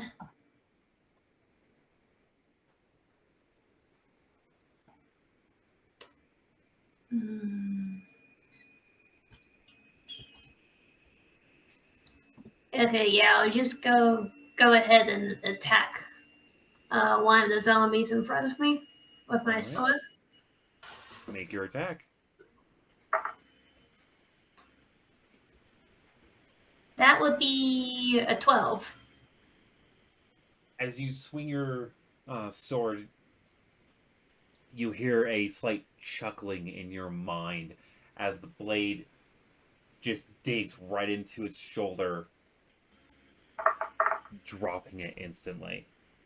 Oh yeah, definitely more than 8. Yeah, definitely double-digit damage. Well, remember, these creatures are minions. You have to do a minimum of 1 point. If you do a point of damage, they will die. But if it's a saving throw, it's pass or fail on them.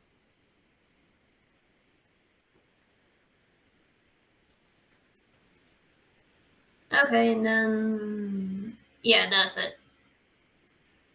All right. Sorka, you are up just as you are on deck. Okay, well, I'm going to take care of the 2 that are in front of me, plus another one.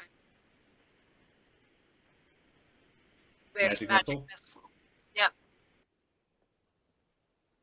If I'm correct, your magic missiles are a golden color, right? Yes. With like a little bit of a flame trail. Yep. As you drop your hand, the darts appear right in front of you, and the first one flies out, going directly into the forehead of the first zombie, making its head just kind of explode for just a second before turning into the petals. The second dart does the same with the one next to you. Where do you send the third dart? To one of the ones that was attacking Tala. Because I saw her drop, and I was like, if she doesn't, or if he doesn't get up, sorry, if he doesn't get up, sorry. If he doesn't get up. Yeah, he is currently up, thankfully. Yeah, so if he hadn't gotten up, I was going to heal him. Yeah. So I changed my mind, and we'll just take out one of the ones that's surrounding him. So as Wraith, you do see a like golden dart with a like flaming trail pass right by your head into one of the zombies that into the only other zombie that actually hit Sorka. Not Sorka, Tala, before dropping him. And that zombie's head just popping for just a second before turning into a pile of rose petals.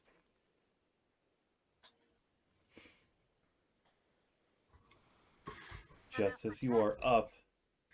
Okay, so quick question that I should have asked last round. Did they actually see me because I was stealthy? They are right next to you.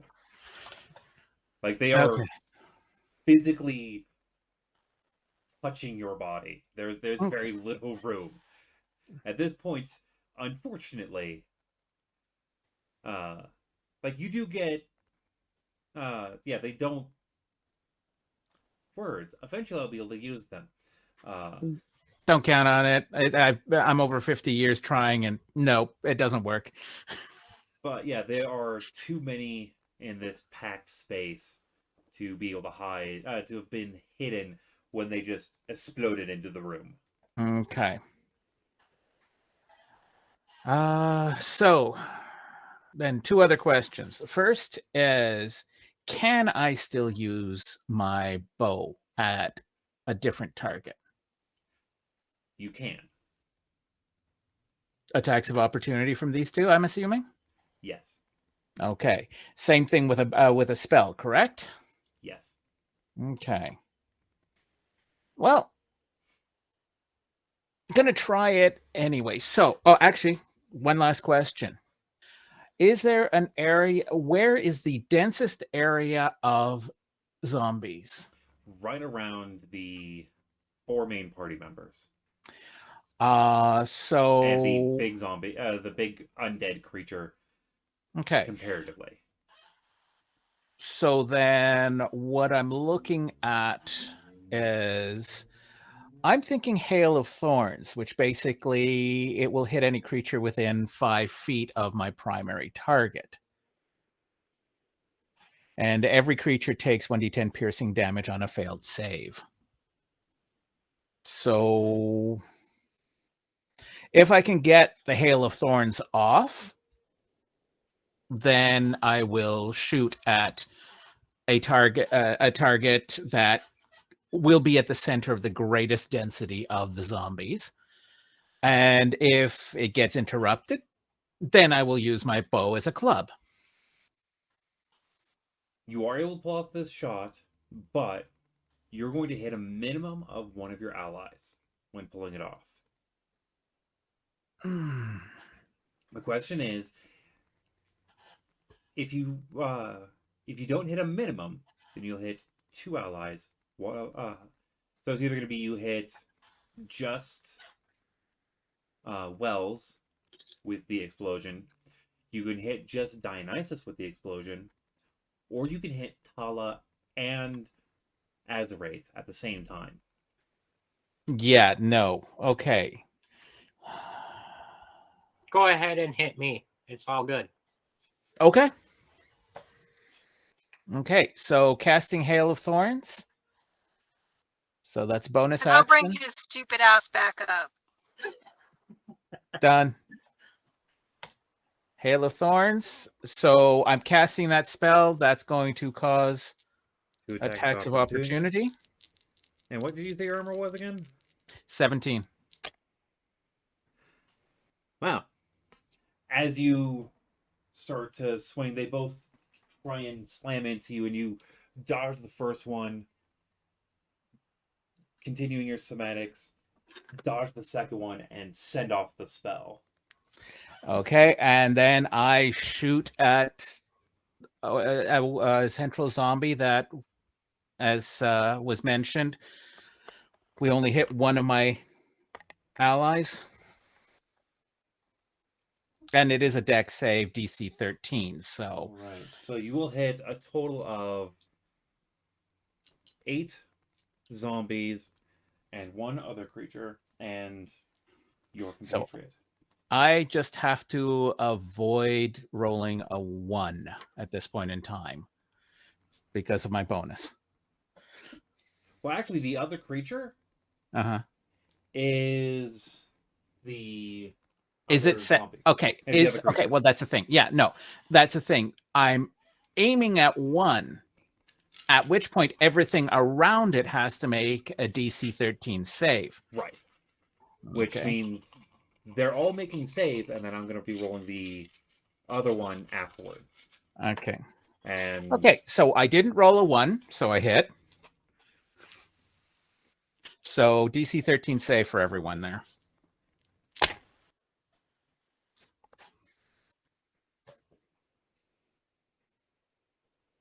you said DC 13?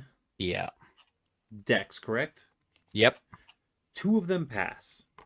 That's fine. That's a good ratio. 2, 3, 4, 5, 6. All right, and then the big creature. Mm-hmm.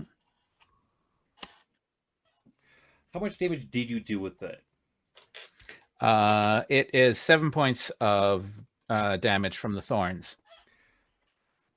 It's a dex check I need to make. Yep. Yeah, I fail. 7 points of damage. That works. Yeah. The bigger... It's 1d10 piercing damage on a failed save, so... Non-magical from the looks of it. It is a spell, correct? Yes. So spells are magical. Okay. Because it would make very little sense if a spell doesn't count as magical damage. I can work with that. So yeah, that other larger creature, it falls to the ground. It doesn't turn into a pile of petals, though. And 2 of the zombies actually were able to hide behind some of their allies as a shrapnel point. And you take out all but 2 of them. So how many did I take down at that point in time? 6. 7 creatures in total, including the bigger one. Okay, that works for me. That's the effect I was looking for. Yeah, seriously. One of them rolled a 15, which drops it down to a 13, which meets the 4 beats. And the other rolled a 19, and then there was one 13 in there, but they have a -2 on their dex. So all the other ones failed. I figured that one was gonna work. Oh, I can keep that going. Actually, I'm not gonna really need it, but all right, is that you? That's me. So that means we have 12 down, 13, 14, 15 down, I think. 16 down. 16 down from 24. Oh, yeah. A lot more room now. So with 16, I'm going to do 2 on the first 2 that are next to you, Justice. Yep. Mm-hmm. Neither of them hit. And then that's 2,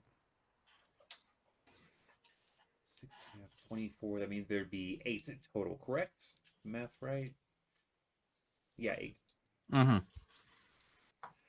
And then that's 2, So 4, 6, 8. 2 more Two of them are going to be swinging at Wells. Both of them miss. Two of them are going to be swinging at Azarath.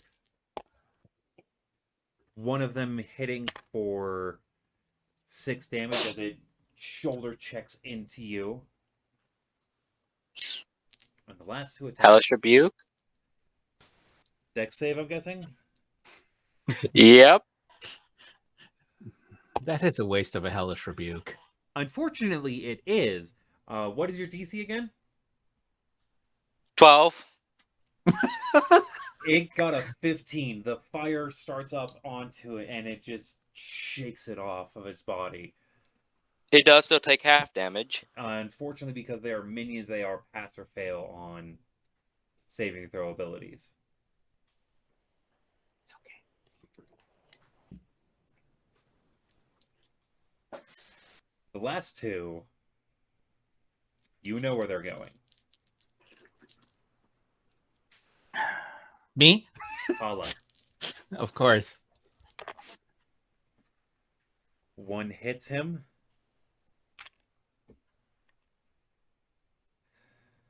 His saving throw. See if he actually takes the wound.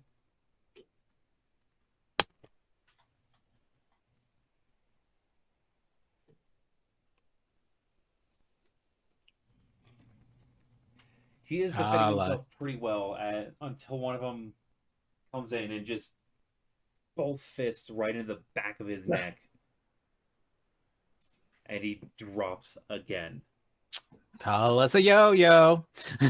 For now. He'll get more wound levels later on. And like he has a +3 on his save. I do have a question. Where's the white in this initiative? Dead. Oh. That's the big creature that I killed. Yeah. Oof, I was going to use them. That's why you didn't get to.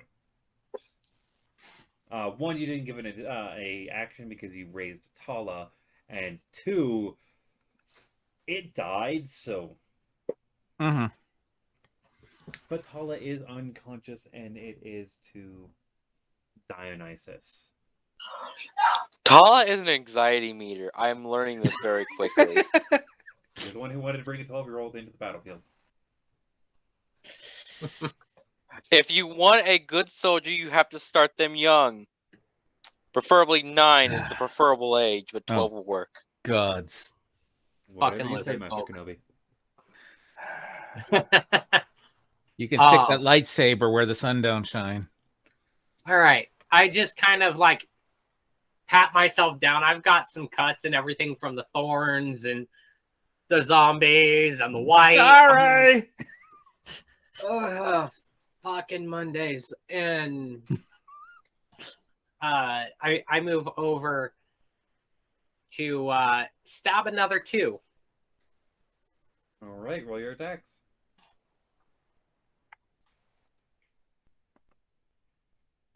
Yeah, those hit.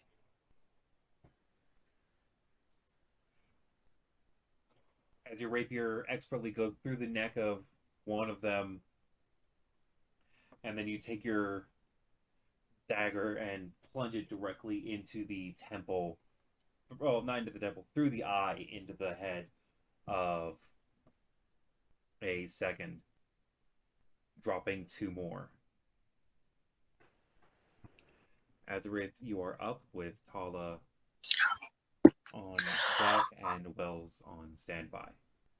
I am expending 5 more hit pull points on Tala. And then as a bonus action, I'm going to cast Shield of Faith on Tala to give him a +2 that he sorely needs. Here's the problem. Here's the problem. He has an 18 starting. Yes, 20 now. Yeah. He's just been unlucky.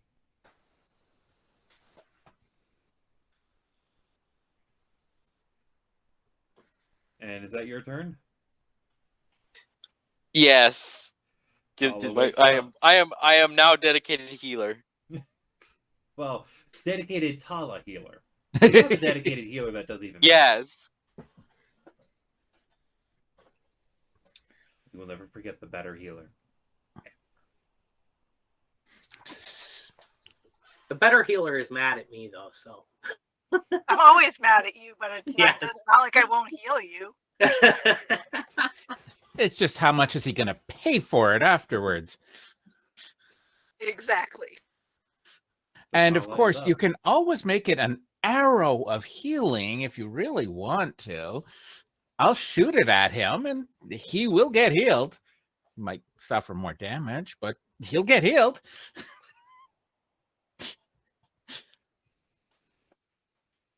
So it is Tala's turn. He wakes up again from his unconscious state.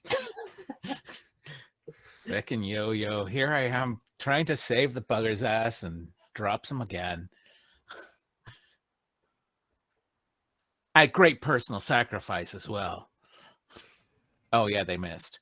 Winter, your mic is currently muted. Oh, okay. I was just talking into the wind. It's fine.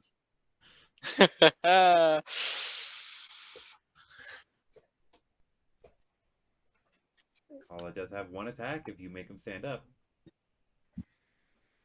I do want him to stand up. He will stand him up a attack. little shakier this time.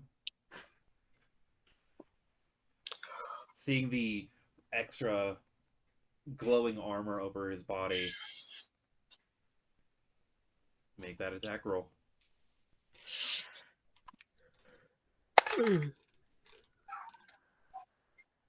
What's the modifier? You're basically rolling to see if you get a nat 1. He has a I know. plus I just need 6. no. Oh, okay. In that case, yeah. I hit. Again, if Just you making roll a sure because I rolled 2, low. he hits. You're Okay, basically rolling that to one's see for if he sure hits. because I rolled a 4. I was like, okay, what's modifier? Because I may have missed. Yeah, no, his modifier is a plus 6. He's actually pretty decent then. Yes, he's plus 6 to hit, and he does 10 damage flat. Mm-hmm. So, and later on, he gets other abilities. You know. I think I might be getting myself an animal companion then. See, You'd be they could be surprised. useful. By DM's the way, not like there this. is a thing I will talk to you during Sounds the good. game for getting animal companion stuff because that was released recently. And it's not too terribly expensive. Anyways, that's beside the point. Tala does slash down this time into the zombie that dropped him. Looking very upset. Yes, and Tala, do very better. tired. Wells, you are up. There's a very Okay, small how number of many zombies in zombies? the room. Okay.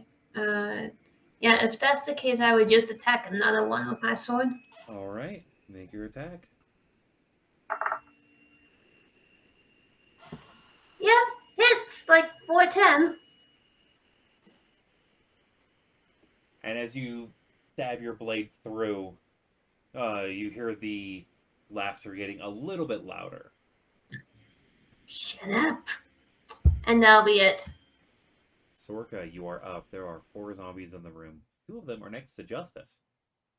Well, yeah, I'm going to be taking 4 of them out because I'm going to cast at 2nd level, which gives me another missile. So how's this going down? I'm going to lift up both hands, and 2 missiles each are going to come out of like each hand, pointing one towards the ones that are on Justice, and pointing one hand towards the ones that are on Justice, and pointing one hand that's pointing towards where the other ones are. And I'll just say, no more. And at that command, the 4 darts plunge into the heads all at the same time, and a flurry of purple rose petals fall to the ground. And as that's happening, you're able to hear that there is the finishing of clattering on the main deck. I'm going to guess our 2 treasonous sailors. You find the treasonous sailors. I quickly cast disguise self on myself to hide all of my wounds, and use prestidigitation and mage hand to gather up all of the purple rose petals down here, and I just start stumbling up the deck. I will call our break right now for 10 minutes, and we will pick up with you getting to top deck and figuring out what the rest of you are going to be doing for the activities. Okay. I don't have to pretend to be drunk right now. See you all in about 10 minutes.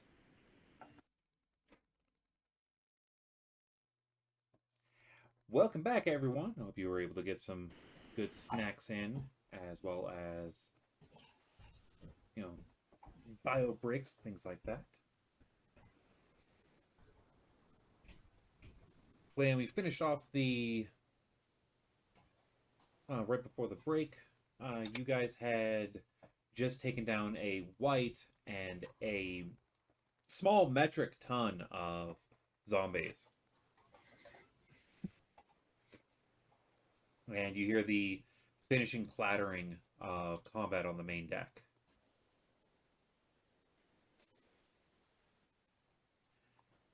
Dionysus said that he was going to be more or less investigating the main deck, while the rest of you had yet to call out your intentions after combat.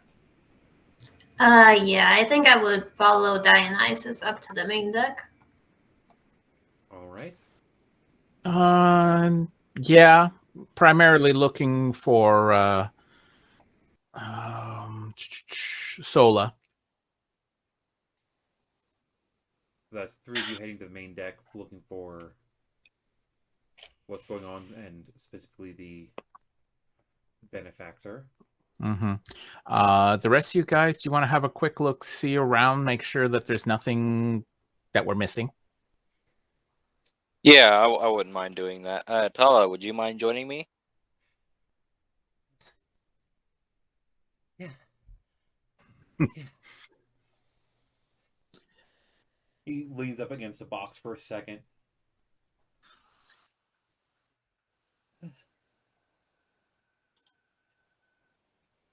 I do all right. You did good today. We have a lot of work to do to get you better. But not bad for your first day out.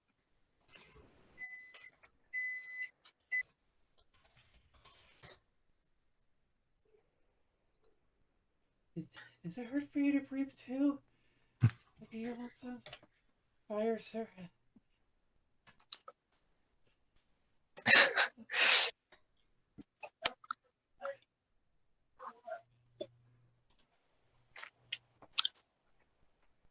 Not really, no. It's He looks extremely winded and tired. we'll take it easy. We'll have a nice slow pace. You did great. So proud of you.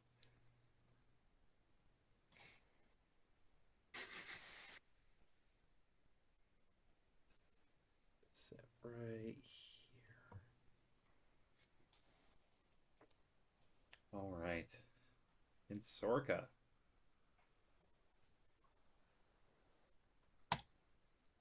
Yeah, I mean, I'll take a quick look around and then I'm going to head up with everybody else.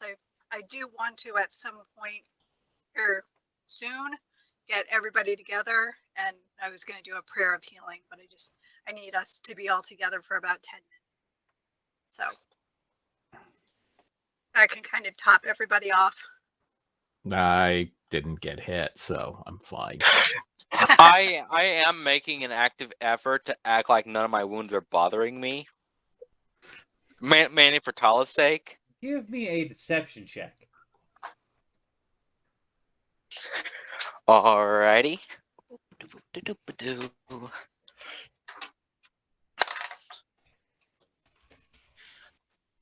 Let's see, 19 plus.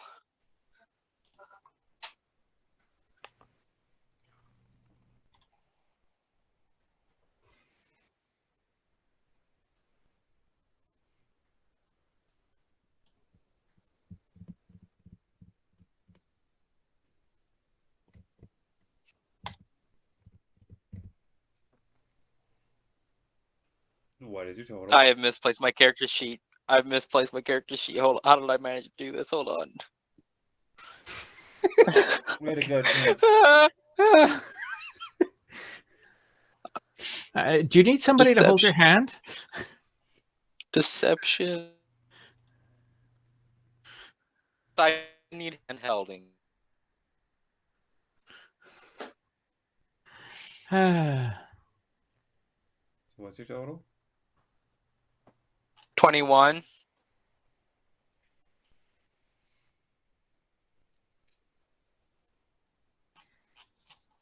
Paula does look concerned as he looks at you. You're getting the sinking feeling that you're not passing it off.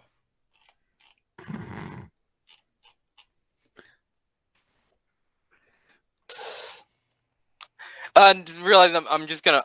Oh yeah, no, fine. I was trying.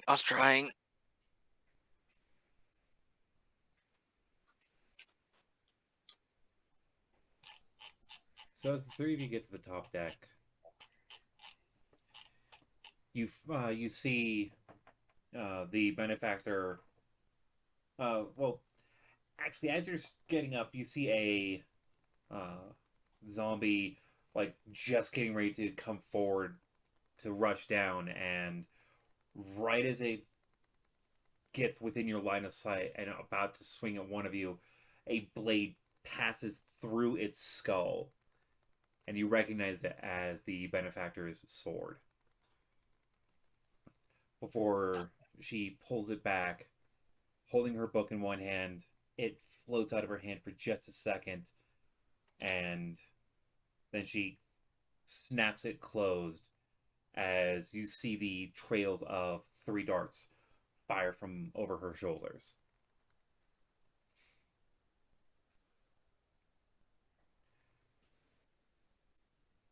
Looks like you came up right as the fun was ending.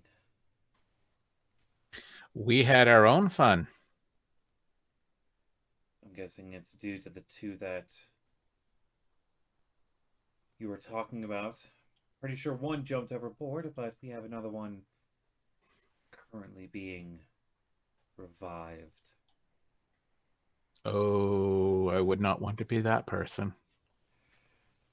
And as you are, as you're talking with her, the greenish coloration on her face turns to a red color. Her eyes changing, the color in her hair going from a emerald shades to shades of amber as she turns towards the person. And we're going to have a discussion properly.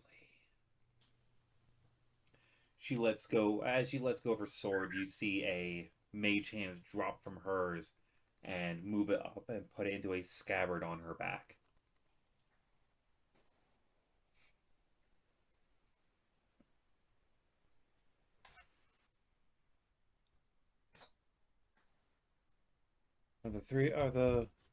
Are all of you okay? Do you need any medical assistance? I'm hunky-dory. I feel like absolute dog shit.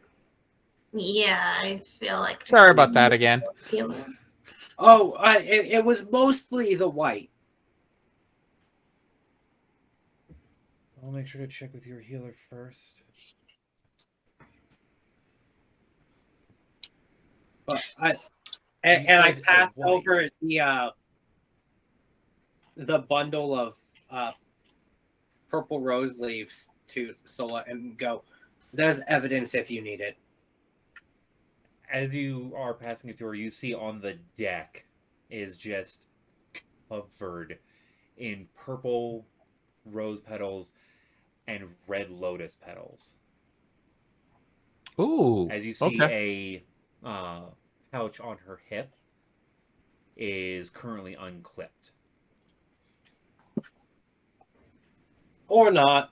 Whatever. And I just drop the bag and I go sit down against the wall.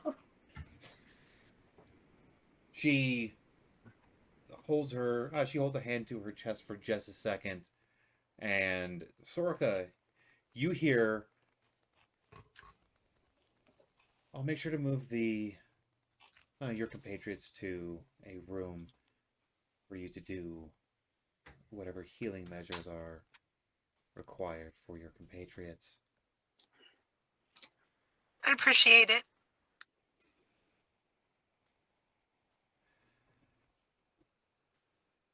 You're pretty sure that she used sending. You're also starting to get the feeling that she's probably some kind of eldritch knight, seeing as she is wearing half plate armor.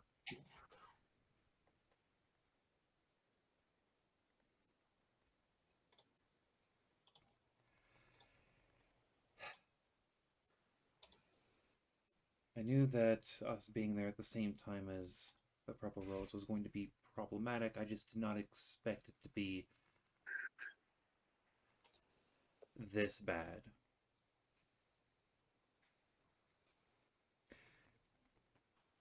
It looks like the wheels of time are turning a bit faster than we anticipated.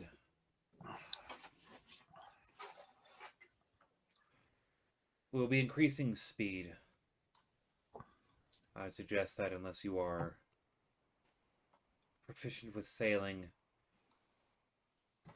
you will all be using my quarters for the remainder of this journey. I have no problem staying out of the way.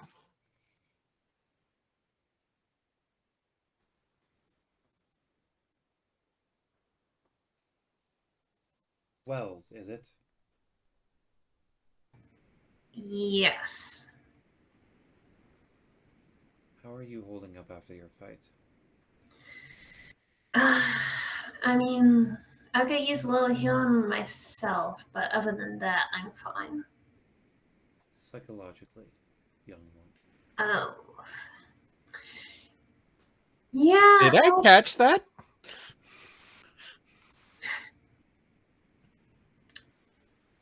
Is this out loud? She's Yes. saying this?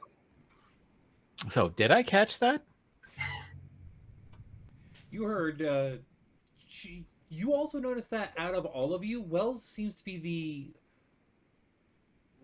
aside from the sword carrying, the least battle hardened of any of you.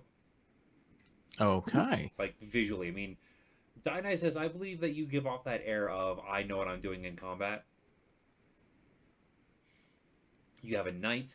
Sorka, she just tries to stay out of combat in general. And you have Tala, which she is concerned about Tala, but is not her concern. Wells, on the other hand, does look like, how do I put this? A normal jeweler? Yes, who is carrying a sword.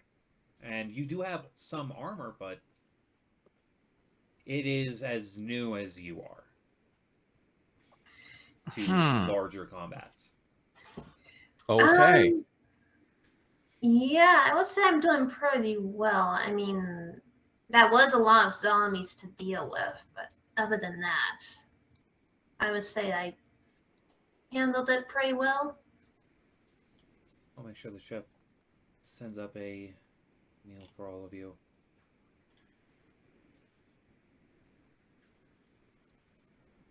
There are things I need to discuss with my captain. You're all able to tell that she hates referring to someone in that kind of way. Mm-hmm. And as she turns, all of you who speak Elvish hear her call out to the towards the captain. Put the first mate on the wheel. We're having a conversation. Okay. Mhm. Oh, And as Did they somebody just have a twitch? as you see those two go into the captain's quarters, you see the first mate and what looks to be their main navigator behind the wheel area, and the navigator goes up the stand that he has before, and the wind ganassi casts a spell as you hear all of the canvases drop to full mast,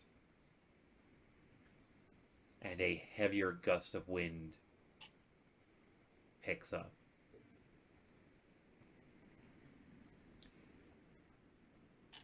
You are now sailing at a heavy clip.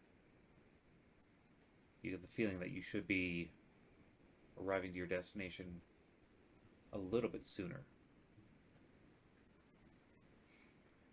Now I am really interested in what Sola wants on the lands, because I have a feeling we're going to need to be prepared for shit to start flying.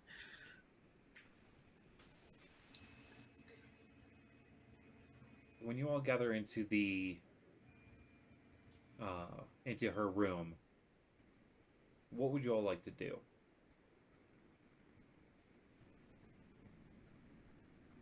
I'm going to take 10 minutes and give everybody that has taken any kind of damage 14 points of healing. By the way, Raven, you are a little quiet. Is that better? Much. It's just that, like, little... So yeah, 14 points of healing to everyone that was injured. Thank Okay, you. yeah, that would bring me up to full. And that is greatly appreciated. Is there anybody else that's still looking like they're hurt?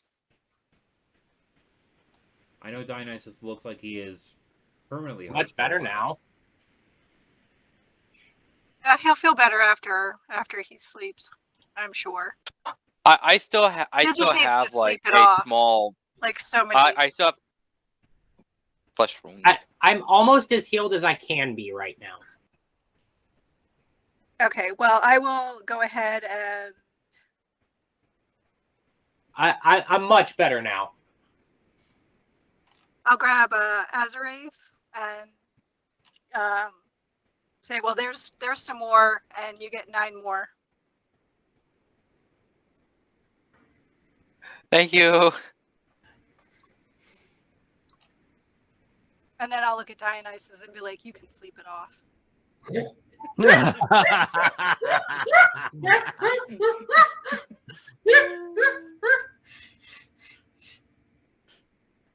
You're going to be paying for whatever you did for quite some time there, Dionysus. Yes.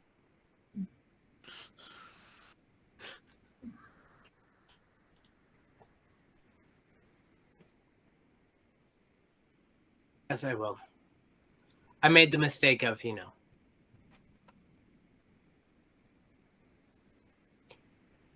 Being an ass? talking to her.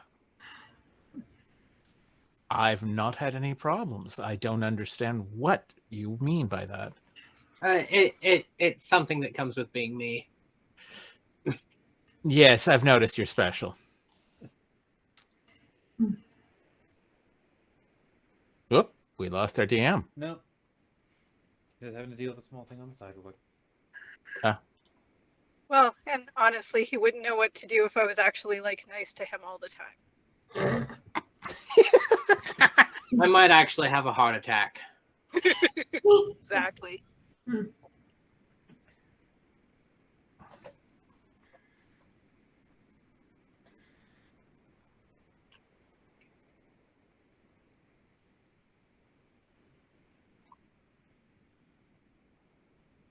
So,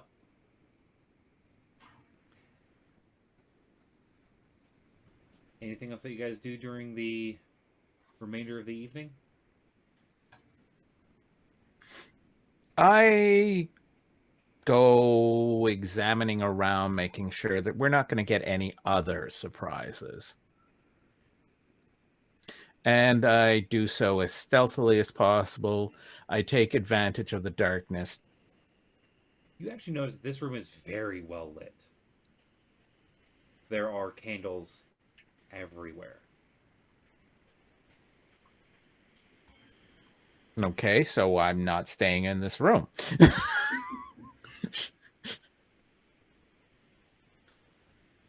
You also notice that there's a lot of reading materials. And there is a map on one of the tables that is being held open by paperweights. Mm-hmm.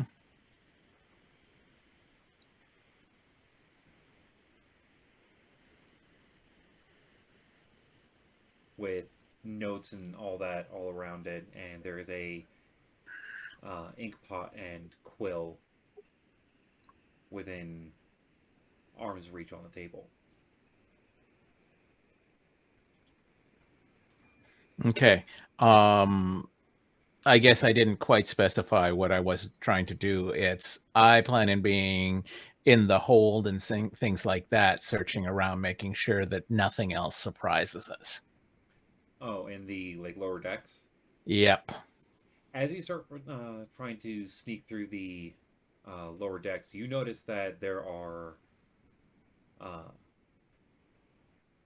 men in full plate marching around. Okay, so they are covering things nicely. Then I will not worry.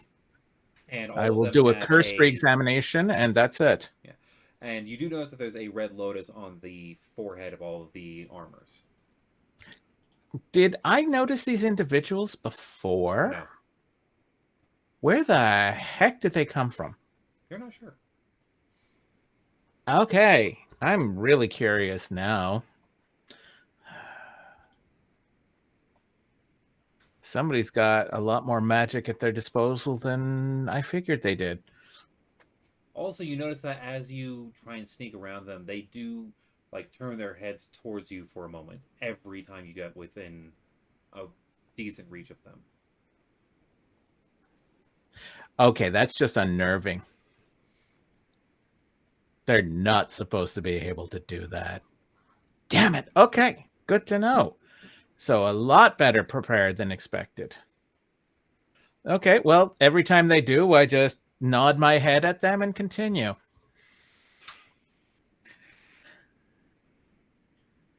Ugh. The rest of you in the room. Um, That table, by the way, with the map, that is obviously just there. Does Somebody examine it. Do any of you look around the rest of the room, or just look at the map? well, with the layout of the room, if there's a table in the middle and one wall has the door, I assume beds are all on the other walls. When you first walked in, there was only one bed. But as time is going, you're seeing hammocks just unfurl from the roof. Okay, Yeah, I spent some time investigating the whole room. Give me an investigation.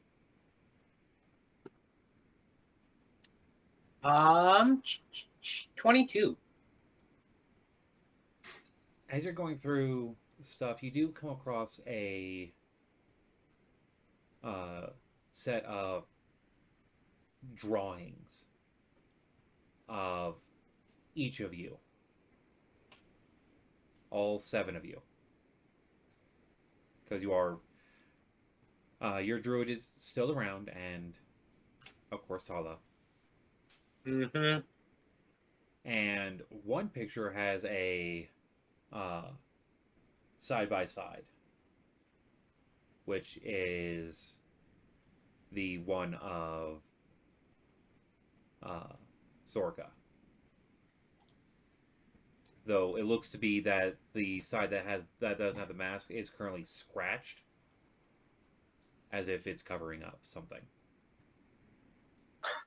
Really quick, I have a very important question. How accurate are these drawings? They look to be Like as my nose, accurate. like my nose isn't too big or anything. Like my facial features like look like me. They look like they were drawn by a professional within the past week.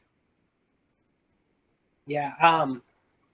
But before I even let anyone know, though, I do draw a funny mustache on Azrace. You notice that it doesn't stick around for very long. God damn it.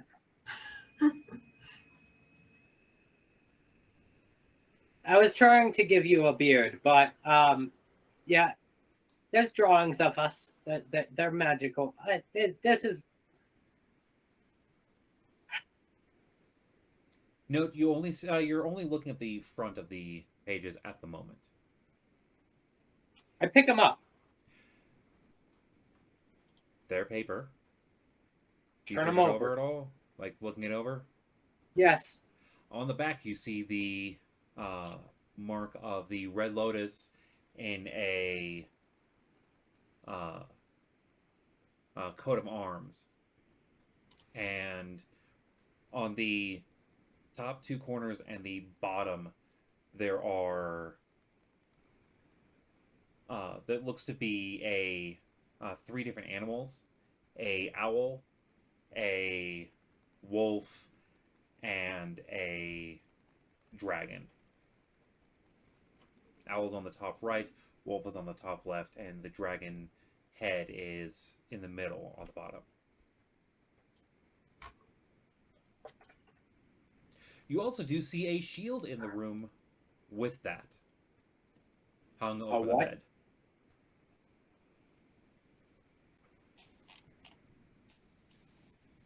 Well, that seems to be a coat of arms. I'm about to trance anyway. I just pop a real quick detect magic. The main things that are the pieces of paper have a very minor magic on them. They look to be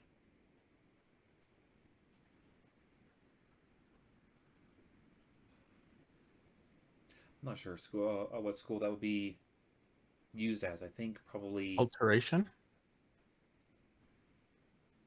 Divination? Probably divination. Is like scrying, shit like that. Yeah.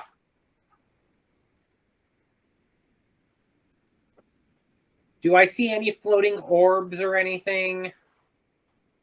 No floating orbs, but you do see runes start to glow from your sight. Two of them are anchored at where the hammocks are set, as well as a rune underneath a pillow that is that appears off of the floor. There's just one under a pillow? Random pillow? Yep. And it's the same kind of rune that is in the corners of the like at the anchor points for the hammocks. All right, nothing too unexpected. Oh, God. Okay. They know too There's much only about one us. seat in the room currently. I'm assuming if I sit in this pillow, I just go sit on the pillow and see if another one pops up. The pillow is actually floating a little bit off the ground, and as you sit down, it holds your weight.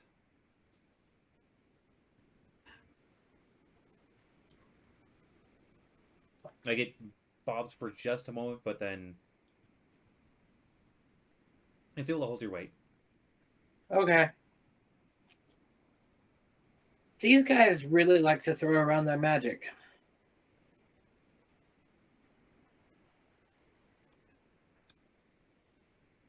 No, I can't comment because I'm not there. For the rest of you that are not using detect magic, it looks like the hammocks are just floating just below the ceiling line.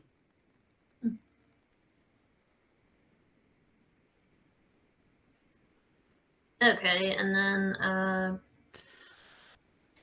like regarding those drawings, would Dionysus have given those to us, or we still held on to them? I just put them back on whatever desk I found them on. I'm just like, they're fucking weird. Come look, you're on it. Okay, yeah. Immediately upon hearing that, he would have looked and found the drawing. Like, is it just of Wells? Like, It's just of Wells. It's okay, like from shoulders up. Oh, a bust up. Okay, Yeah. so nothing like below. Okay.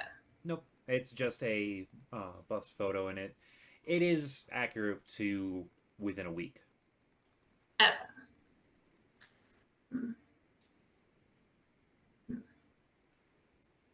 Okay, yeah, because I think he would have taken his drawing and then, if anything, gone over to the hammock that, if anything, would be opposite of the wall with the door on it. Mm-hmm. There's one hanging there. Yeah. Yeah. I know that after the Baron had left them, Oh, it's not Baron. Wells, no, Sola. Sola, yeah. That after Sola had left them earlier, Wells would have been sighing in relief for many reasons. And then now in the room with seeing the drawing and remembering that question, it'd be like,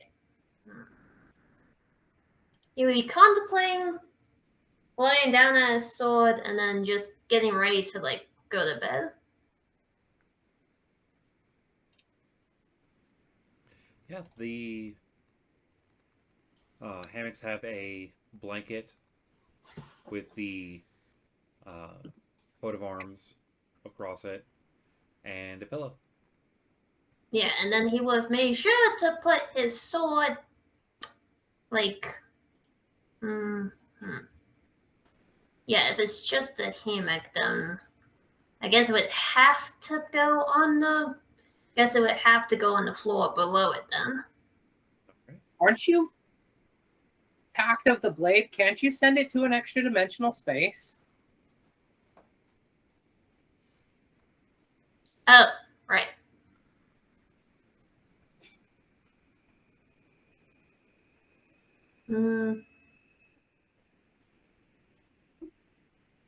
Yeah, you are able to send it to an extra dimensional space. Okay, yeah, if that's the case. Since there's no since there's no normal bed with a space to store it underneath it, he would just send it to the extra dimensional space. Well, did you forget that you could do that?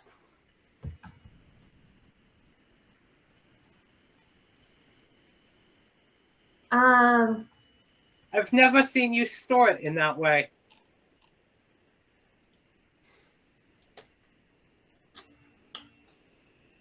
Well, like, is everyone else still in the room?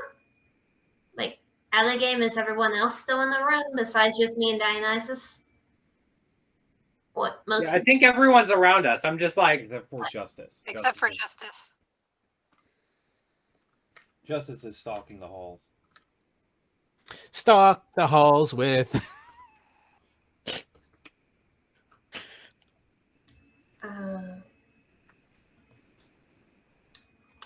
Yeah.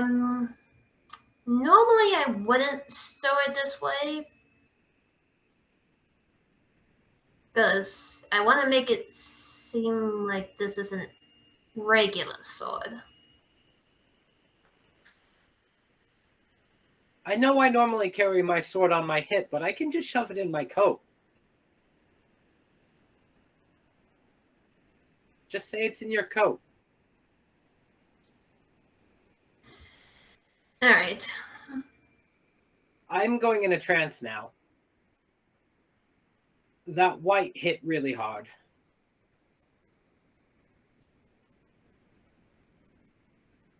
Thank you again for the healing, Sorka. You're welcome.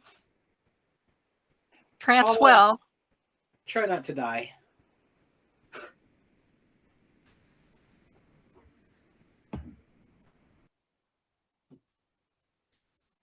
It's been a long day.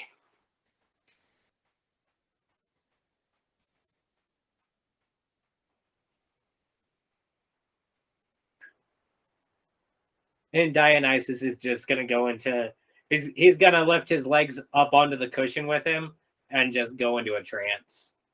It bobs again for just a moment and then lowers itself some, but it's still off the ground, giving you probably the best seat that you've had for a while. It's not the most comfortable, seeing as it doesn't have a back, but it's pretty good. Sorka, what are you doing? Just gonna crawl into one of the hammocks, cocoon myself in a blanket.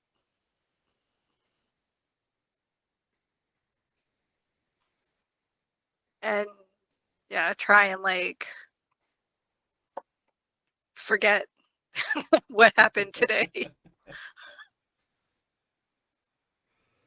Azarath?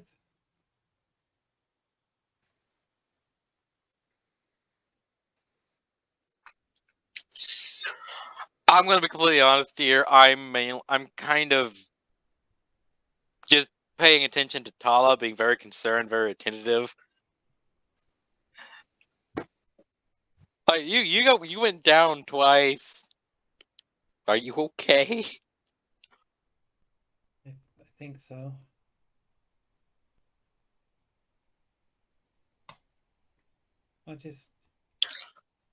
I need to sleep. And he crawls up into one of the hammocks, half pulls up the blanket, and just passes out. I'm gonna watch over him for a bit. And after everyone else has gone to bed, then I'll go to bed. But for now, I'm just gonna sit there and watch over him. The one person who has not gone to bed yet is the one that's stalking around. Justice. Mm-hmm.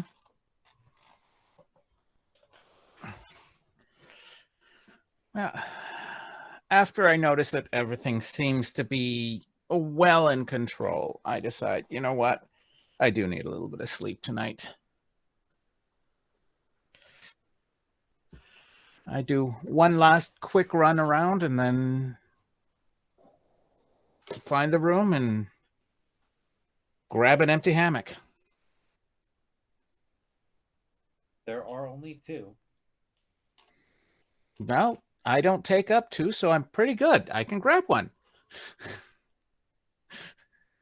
And after you grab yours, Azarath stays up for just a short bit before crawling into his hammock and heading off to sleep. The evening passes well. Dionysus, you do end your trance, and as you're ending your trance, you notice that more of the candles start lighting back up. The room actually got fairly dim, with only a handful of candles, just enough to be able to move around the room without bumping into anything, especially with your vision.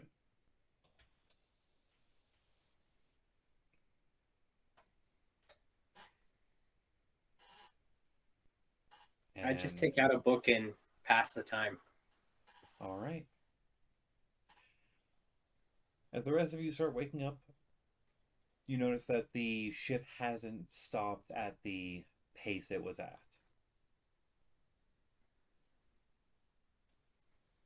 As you finish getting things ready for the rest of your day,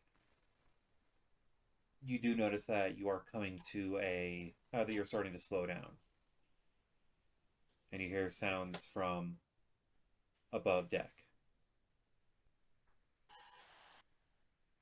Okay. Well, maybe we should go see what's up upstairs, up on deck. Small note, Dionysus. As you were reading your book, I'm guessing you were looking back around the room every so often. You notice as morning comes, the pictures of all of you are fading.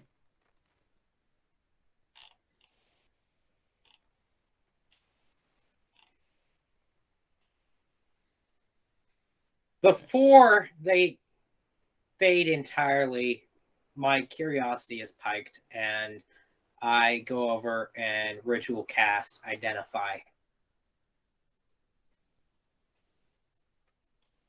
They look to be images for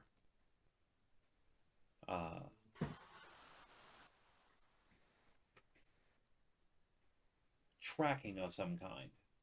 It looks to be that they are used for keeping account of guests and members on the ship for security purposes. You're not exactly sure what the purpose would be for something like that, seeing as they seem to be used for, it's they give the information freely to some people. You're not exactly sure whom, but it seems that whoever it is aren't able to readily see that you are who you are. Well, that explains a lot.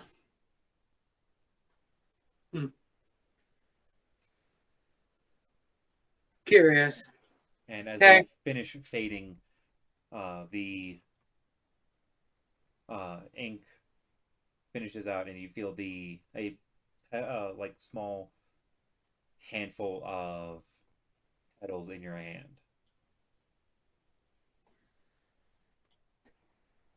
Oh, joy.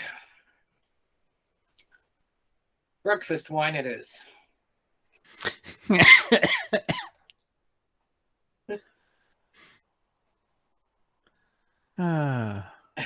Dionysus is at the point he has given up on trying to be ahead of anything, and now he's just trying to go with the flow for the first time in probably a decade.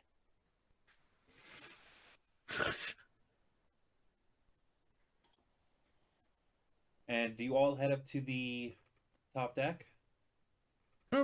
Scrounging for food, looking at top deck, yes.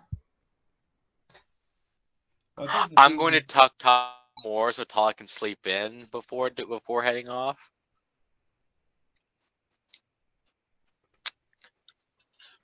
Tala is actually up a little bit before you are.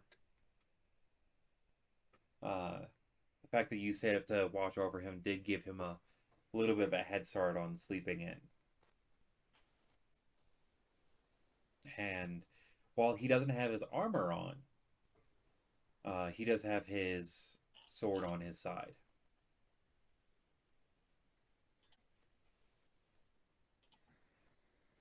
There looks to be a simple meal set aside for everyone. It's stuff that you can walk around with.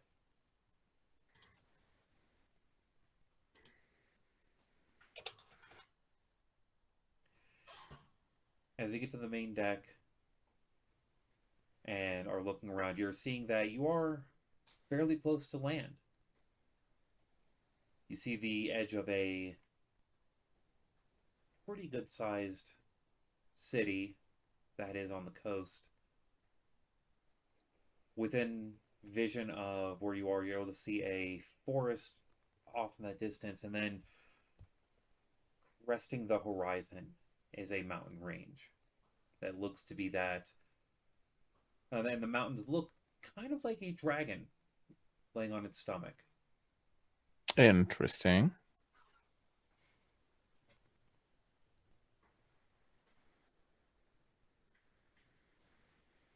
And as you get close, you see that the first mate is up on the behind the wheel, and he's wearing the tricorner hat that you have seen on the captain for a while. Ooh. I don't want to know what that kind of demotion would entail. Do I see the captain around? No. But you do see your benefactor sitting on the banister reading a book. Not the same book that you saw in her hand during the combat.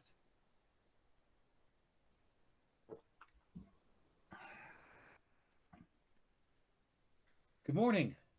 We should be making landfall in within the hour. This is where you will be getting off.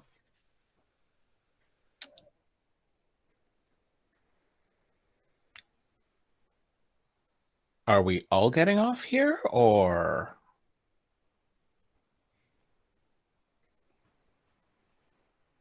My job that I was given was to make sure that you get to one of the main cities. Mm-hmm. I have But many things that I need to do. I do remember a discussion that we were interested in joining you. That might be if there's more to discuss afterwards. If what I'm looking for doesn't actually happen to be there, why waste your time and our resources?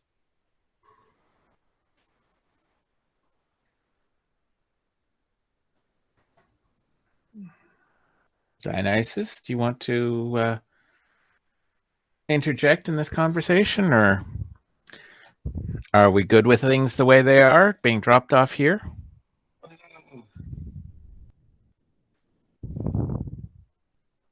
I'm very curious. We need to be on our way, but I'm so curious as to what's in those ruins. Let us first hope that the ruins are actually there.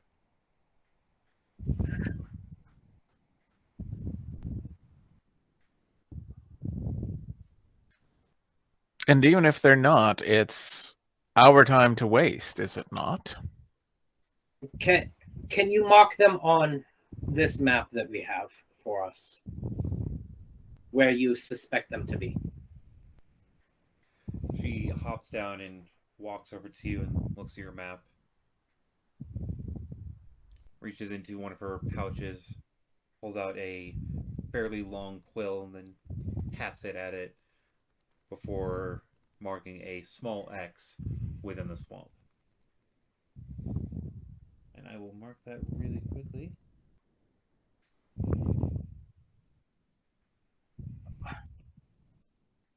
Honestly, I think we're in over our head right now, and we need to go set up a proper base of operations before we continue with certain endeavors. Works for me. We can always come back and look around ourselves later. Though I do want to invite you, Sola, to after your curiosity is sated, come visit us. I think we have much to discuss. Oh, there's more than enough to discuss. But that is for later endeavors.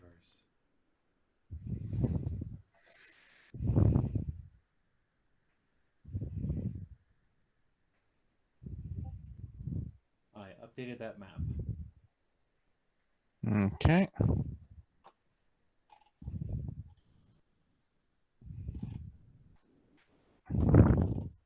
Oh, okay.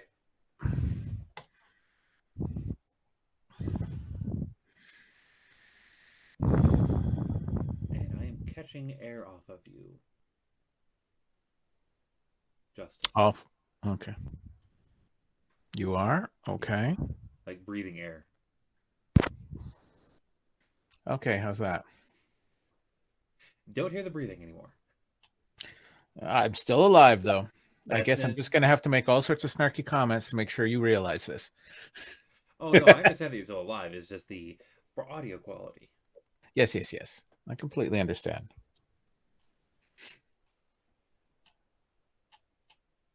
After a short time,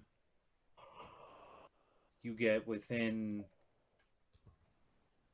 several yards of the docks, and a fairly large raft is being loaded up with several of your things. Okay. I'll make sure to be. I'll make sure that we have our resident casters send your things to shore that we cannot put into the ship. But we are not going to be properly docking this ship on these lands until a banner is raised. Consider this the start of a hopefully beneficiary alliance. Indeed, it was a pleasure. We will hammer out the details when you can stop by again. But we will think kindly of you for your assistance thus far. I hope so.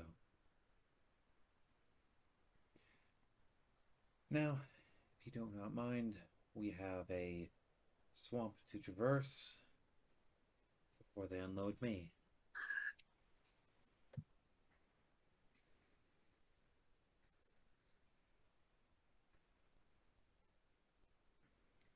Okay. So then, Do you all load up into the rafts? sounds good to me. As soon as they lower it into the water, they start to just move on their own. No oars. As if pushed by magic. Over to the docks. Shortly after you get there, you see a circle on the ground, glowing in a very vibrant red runes. Mm-hmm. And your cart, your wagon, and your pack animals are there in the docks.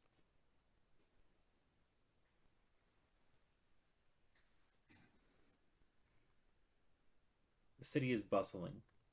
Lots of people moving back and forth, and you're drawing a fairly large crowd. And among the crowd, you do recognize one man.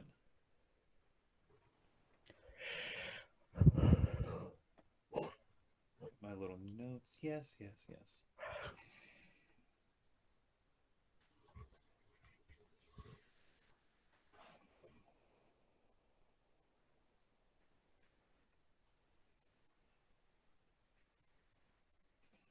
Why is it that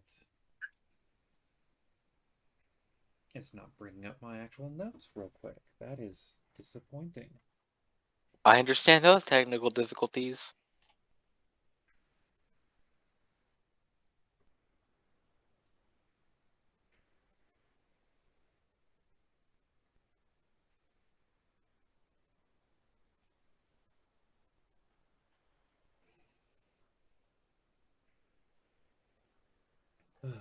This is disappointing.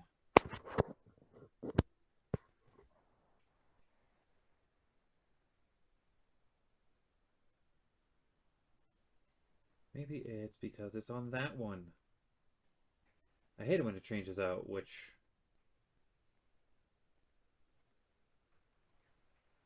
which profile it's on.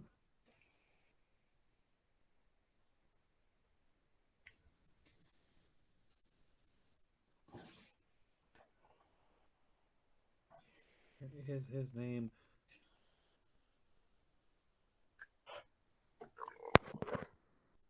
Oh, that's.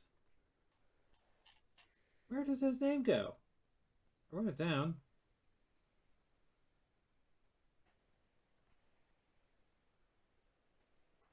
Ah, yes. Vidalis. Vidalis Gray.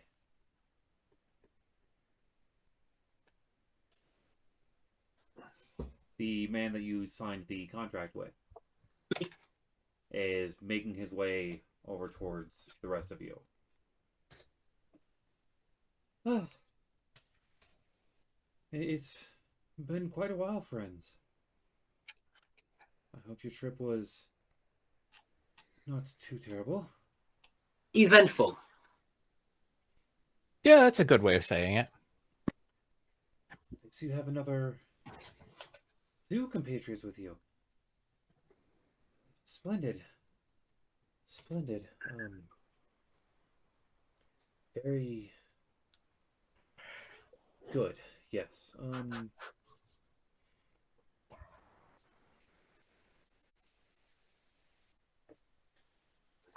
So over the past month, the reason that we were making this alliance, like the supplies, they've already been dropped off, and that was not an issue. The White Rose sent its regards and appreciative manners, but they were seized by a man who resides now in the manor to the north, the one that we were going to be setting aside for you. He is calling himself the Duke of Lost, and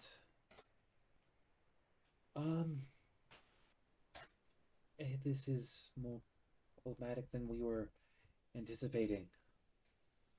We've been expected to have to hold our status as a land from the barons, which is why we signed our deal to have someone else take that control. But the Duke says that he has a ancestral right to the land, but I've not found anything in all of my research. I've studied the history of our land since I was a child. And this is a unfortunate problem, and I apologize, but none of us are trained to deal with such a problem. And you are not a fan of his governing style? Well, seeing as his governing style does include indentured servants of anyone that he deems necessary for preparing the mines in the hills, I'm not quite a fan, seeing as he also has... So slaves. He's a slaver. Take He's us to not a him. good person, and I look at the others. Well, we did sign a contract. This could have been an easy out for us from the responsibility, but I don't like slavers. No. And I don't They like die. people taking what I have signed for. So I definitely don't like this person. And I think we're really good at taking care of these kinds of people. So how about we make certain that matters are taken care of? Yeah. His name was Thalis, right? Vidalis. Vidalis. Vidalis, are you all rested?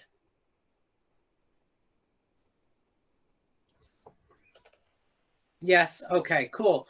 I think we're going to go have a very Pointed discussion? yes.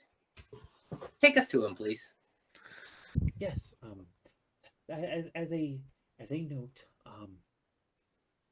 we were able to hide away one of the smaller shipments from the White Rose. I wasn't a lot.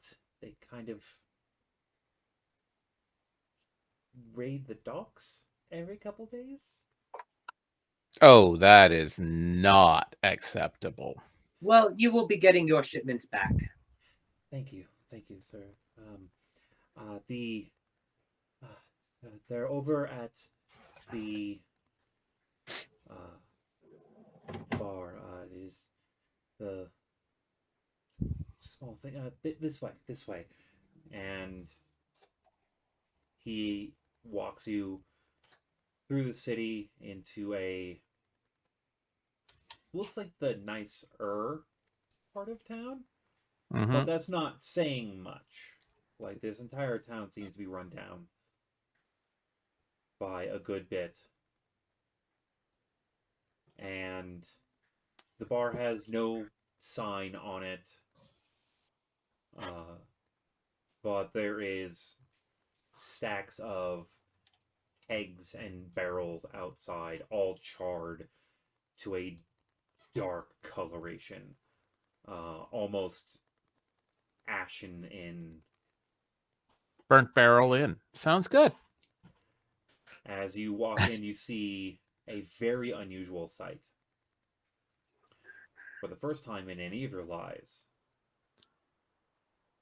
behind the bar, you see a half-orc man. And as he turns to the rest of you, he smiles and says, "Welcome to the Black Barrel. What can I get for you?" The Duke's head.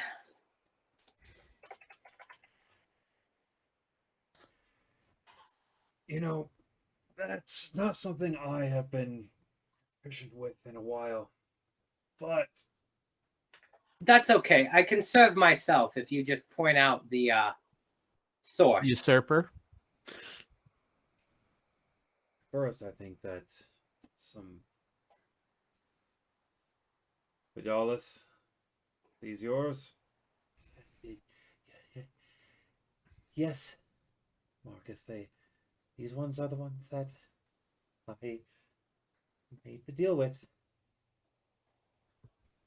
They passed the tests that the Belladrox set forth, and these are the ones that will be watching over the lands, hopefully. Why are you so nervous, Vidalis? You had quite a spine to pull what you did back there. That was before they took my wife. Oh, they die painfully. Yeah, I will but make sure Slowly. not to today. They die. I will make sure that all of them don't walk away. what is your name, friend, behind the bar? Marcus. Marcus. I'll try not to destroy the bar. I'm gonna need a nail after this.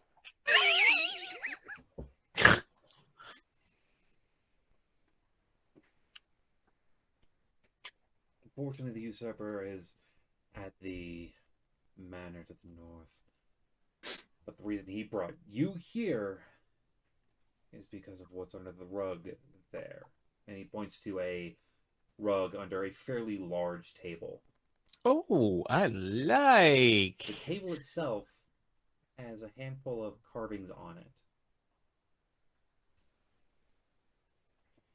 And those carvings are? Looks to be a fairly detailed map at the bottom left corner of this table, a little bit up from the actual corner itself of this city. How detailed? It seems to be pretty up to date. And Are there anything any is there under the any surface? information on this map, Vidalis, that we should know? The barons up this road, about the manor is about here. It's about a 3-hour journey from here. Farther north, there is the Shadowed Wood, and few weeks travel from what we've been told is the Nocturego Mountain. Okay. Those mountains are home to a good number of dwarves, but they rarely come through here lately. Understandably so, with that despicable character who's destroying the land.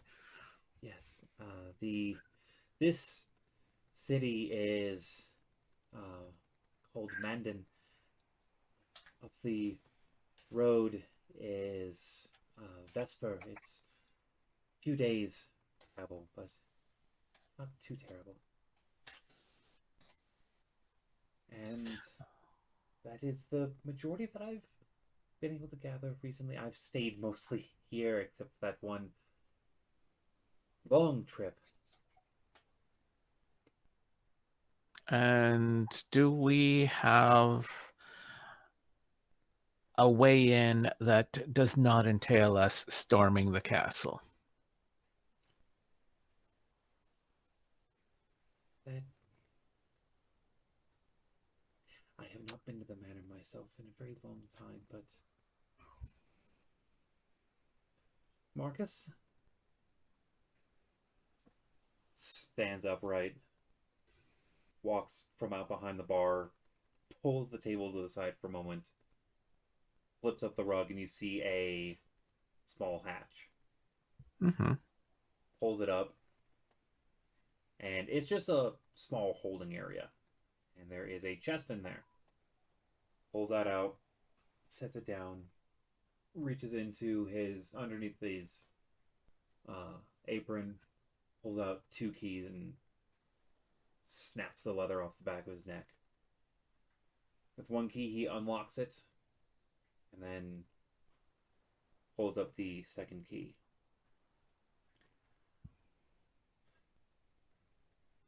If he's not smart,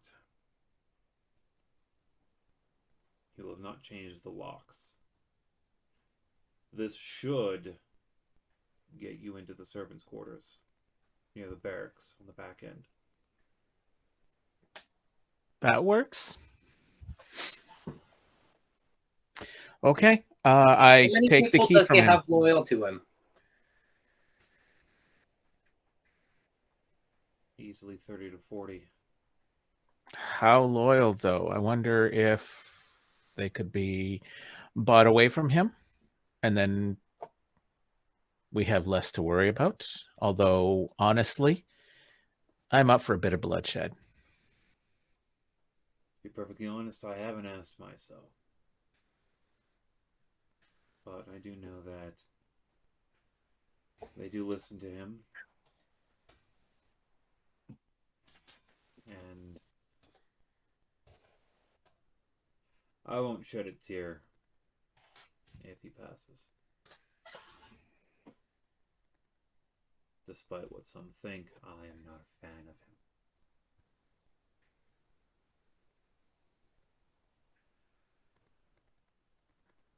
Well, let's see what you have for us here then, friend. Inside the chest, there is a small assortment of weapons, potions, and a scroll.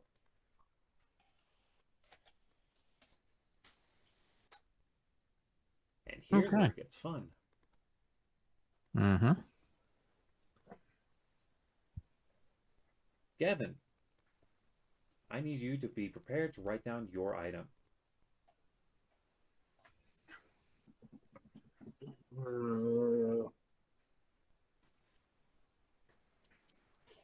Fuck, I don't have a notebook. I get 2 seconds. 2 seconds. Can I write it down on your behalf there? I've got one right here. Okay. Bookshelf, 6 feet away from me.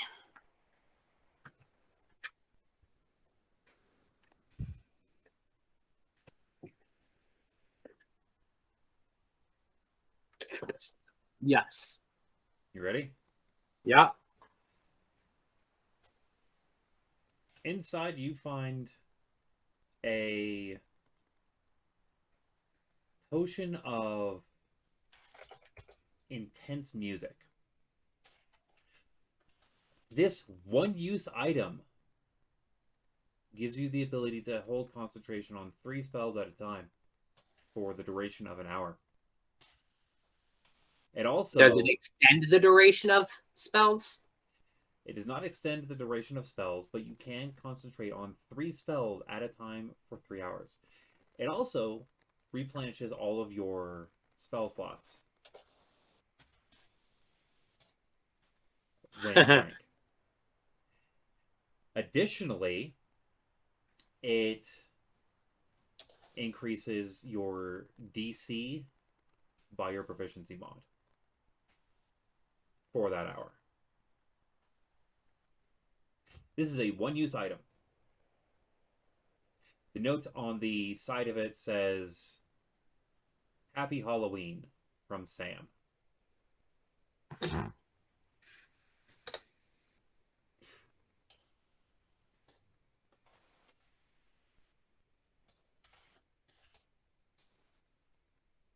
So basically, at any time in that hour, you can use up to 3 spells with concentration. Any 3, and you can, I assume you can rotate the spells as they expire? Mm-hmm. And you can concentrate on the Oh. same spell on more than one target if wanted. Oh. Again, this is a one-use item. When you use this, that's it. Mm-hmm. Period. And there is no second one of these in the entire game. Guaranteeing you that. So we're going to reverse engineer it, right? Can't. This is the Halloween gift. Wells.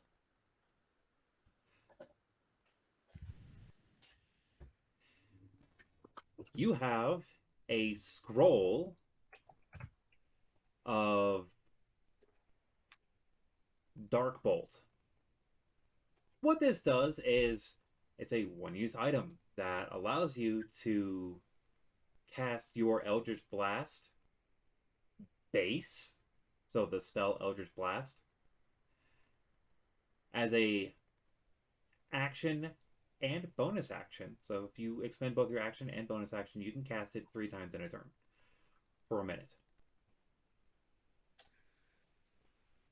So if you use nothing but if you do not move, shoot, or if you do not move, you can substitute any of your actions in a turn, action, bonus action, or movement, for Eldritch Blast for a minute.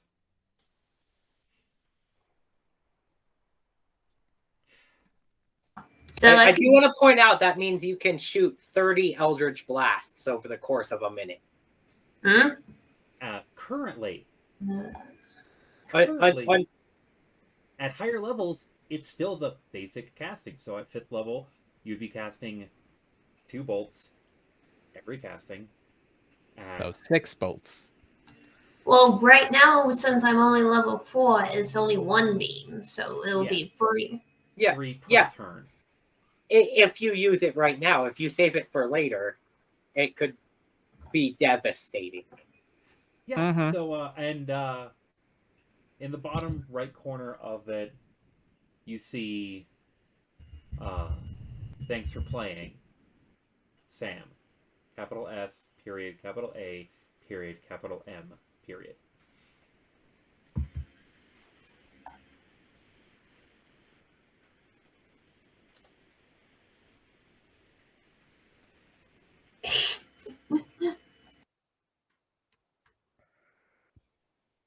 As a wraith,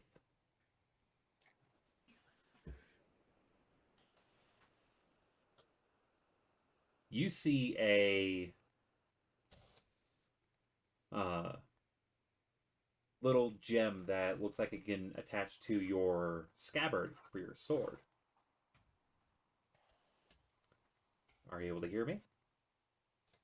You're currently muted. Yes, I am currently writing it down. Okay.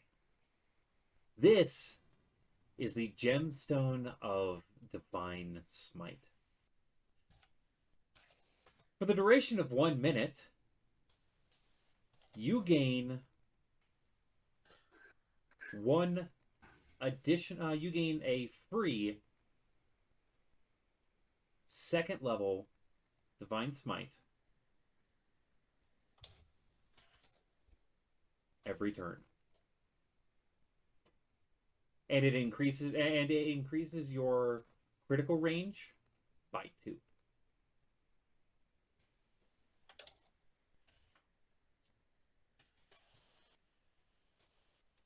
That will last you a minute.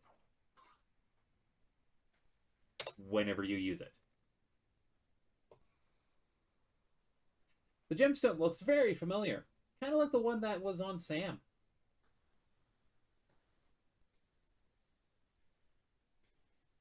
I get a divine smite, second level divine smite every turn for free,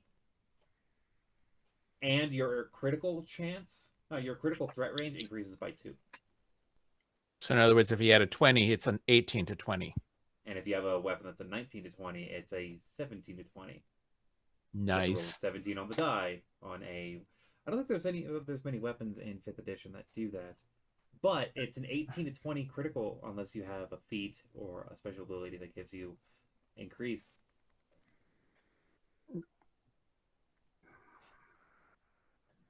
Not that I know of. I think there is stuff. I know that there's a magic item that's basically keen weapons. Yes.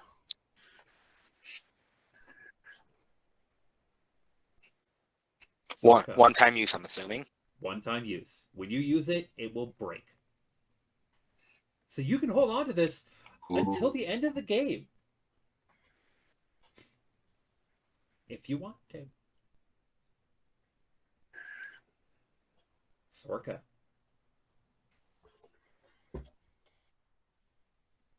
Yes. You find a dagger. The dagger is... It looks like a throwing knife. And it glows with holy energy when you touch it. Okay. It's a +1 dagger until activated. Once activated, it allows you to cast... I had that spell up a second ago.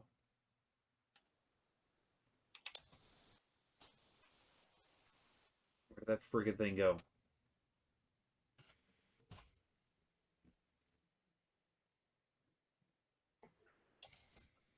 Where did it go?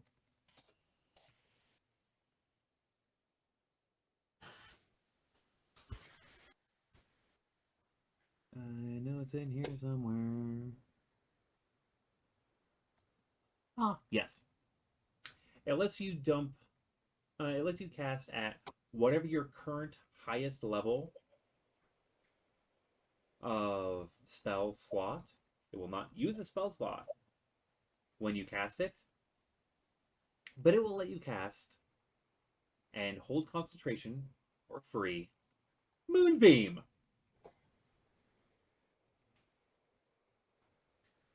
Once. And it will cast it at your highest level, and it will hold its concentration. The concentration cannot be broken during that time period. But the I'm dagger assuming can for be 1 minute? used as a +1 dagger. Yes. And then you get Moonbeam for a minute at your highest spell level. Okay. And When you is there activate it. like a word to activate it, or? The activation is All Hallows Full Moon. Okay.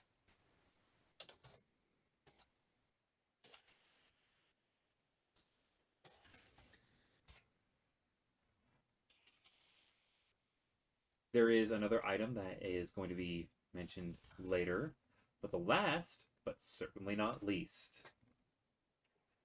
is there is a single arrow at the bottom. Okay. The arrow has a black arrowhead that seems to absorb the light around it. This one-time arrow will cast the spell Darkness upon hitting its target. and everything within that darkness, when it hits, must make a wisdom saving throw Mm-hmm. or take fire damage. Okay. At the end of its turn, it must make a constitution saving throw or take psychic damage.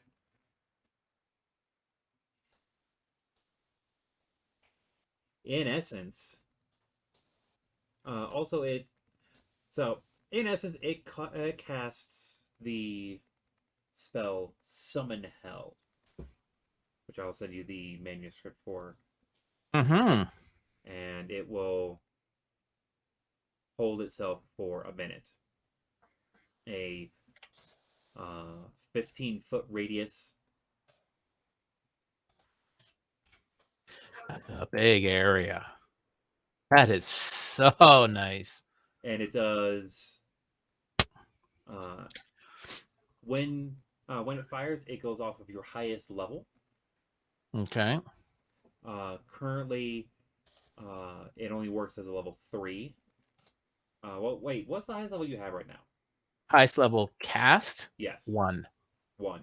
I remember, I am a ranger. I Don't don't. get a lot of spells. Yeah. Currently, it holds it as its level 3 ability, Okay. which is 2d6 fire. If the creature starts its turn in it, and 2d6 psychic if it finishes its turn inside of it. It is difficult terrain to move through. And every level above 3rd that it is cast will deal an extra d6.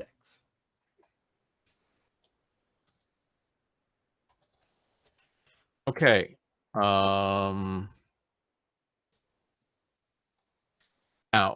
level above 3. So once I get 2nd level spells, does it go up to 4th or does it stay at 3rd? Yes, it does. Oh, okay. Off highest level. Okay, so that's What's your highest level that you can cast as a ranger? first plus 2.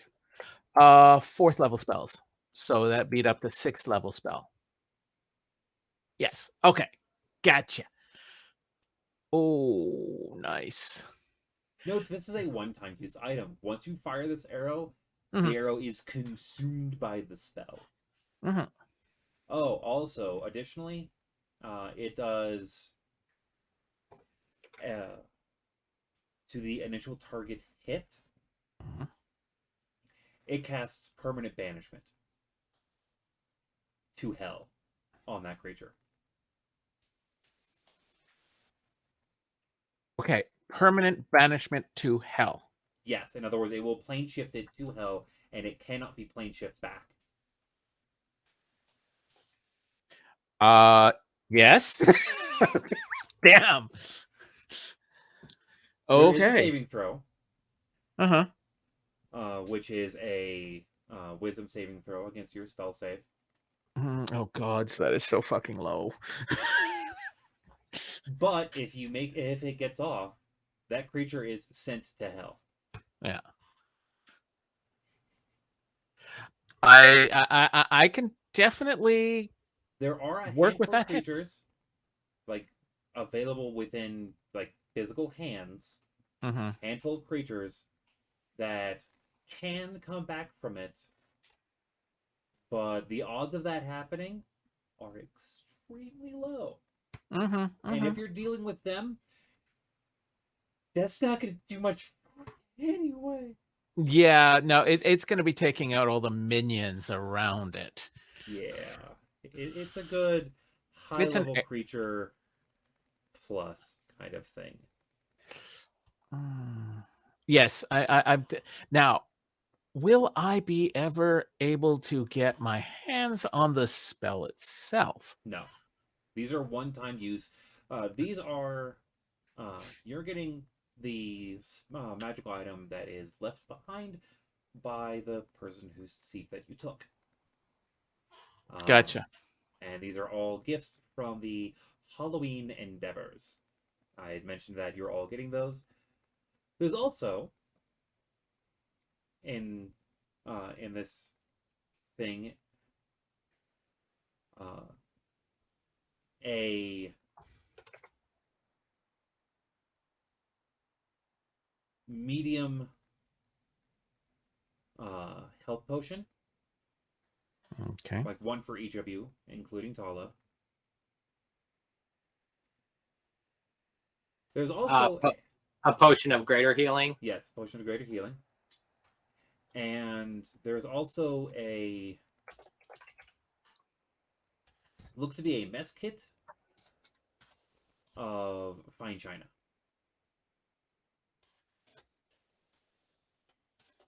That does give off a whiff of magic that Wells can tell. This item is not a one-time use item. I'm assuming it's something to make sure that we don't go hungry. Oh, cast Identify on it. After we figure out what else there later. might be in here. The last thing that's in there, let's see here. Currently, by a show of, you can hit the raising hand button. By a show of hands, who does not have a magical weapon? Well, it's not my primary, but I do have one. Hey. But you do have a magical weapon? Yeah. But it's counter the direction I want to go in with my character. What's the magical weapon that you have currently? A short sword +1. Huh. I'm not a brawler. I try and avoid brawling as much as possible. I prefer to remove things from a distance. You know, just like the song. I was singing it in my head. So there is a scroll of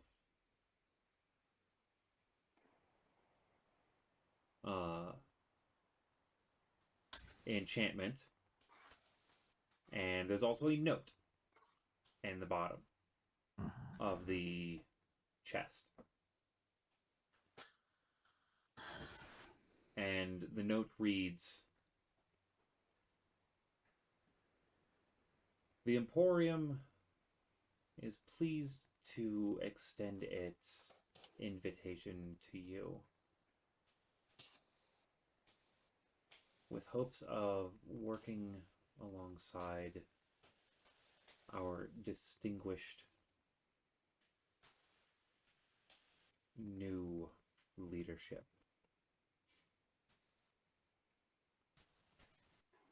For the price of something rare, we can attempt to procure a equivalent item. All that's needed is the request."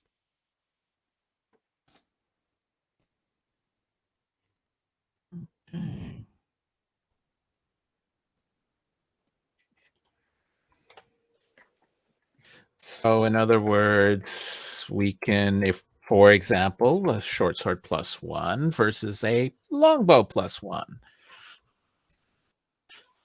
That looks to be a variable idea of bargain.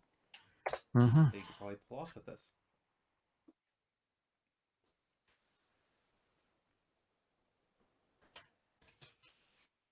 Do you leave a note in there with the sword? Yes. All right. Just before, just as it closes, you see a business card pop up on the top. Okay.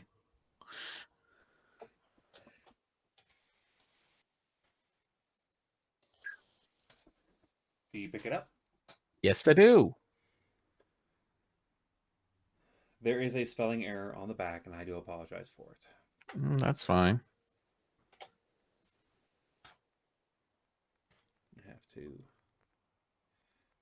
be less than professional while I swap this out for this range. Soon Emporium. Sune Emporium. Okay. I'm having a hard time reading, but that's just my old eyes. Also, it's not focusing where I wanted to focus.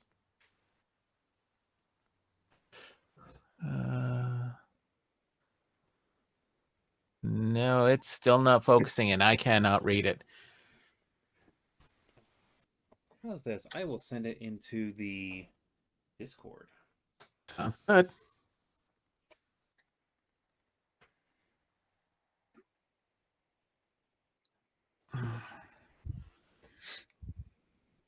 If my tablet will actually be nice to me. Why would technology be nice to you?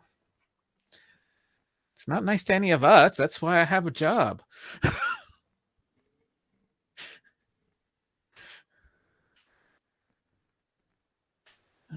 If Microsoft actually produced good equipment, fuck, I'd be out of a job.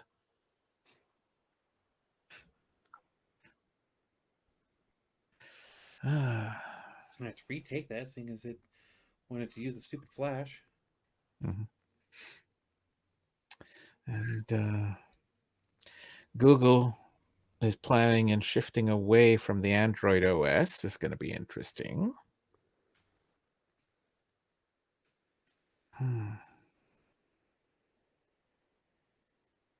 So better buy your any new Android-based equipment you guys have now, because in 2 or 3 years, it may likely be obsolete.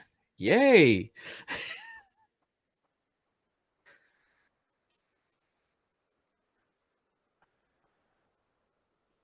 How about when I tell you no flash, you remember that? No.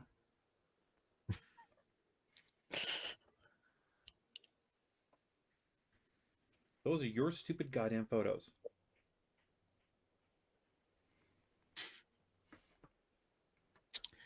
I hate it when it does this. No. Love the Mewtwo in the background there. I love the Mew in the background. Yeah, you're finally able to properly see them. Yeah. Mew's getting a good Pikachu. Yep. Nicely done. It looks like Pikachu's enjoying whatever Mew's doing.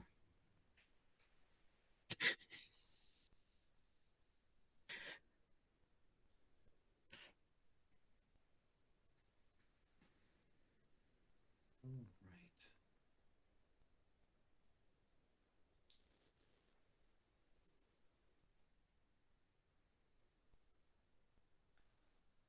There we go.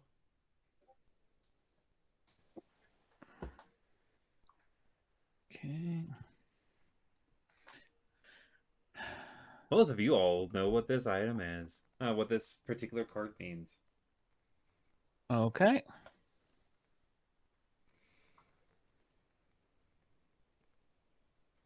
Lady Usopp. Okay.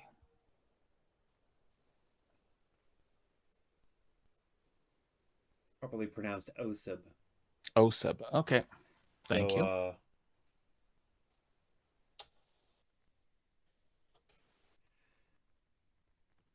It is all to do with how you spell it, less than how you read it.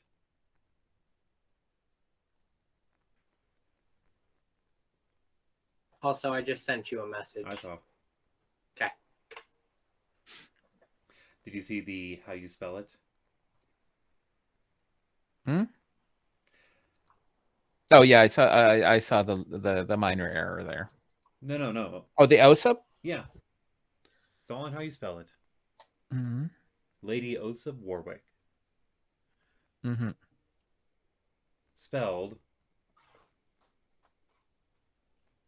I'm obviously missing something. Oh, how do you spell it? Oh, you Found saw. out the letters. Oh, you.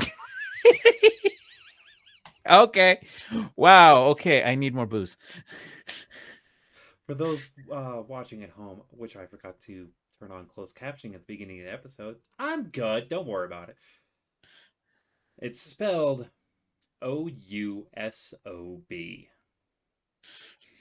Oh, you. All right. my virgin ears. Don't lie. Anyways, with the grasping of the magic items, I will pass along what the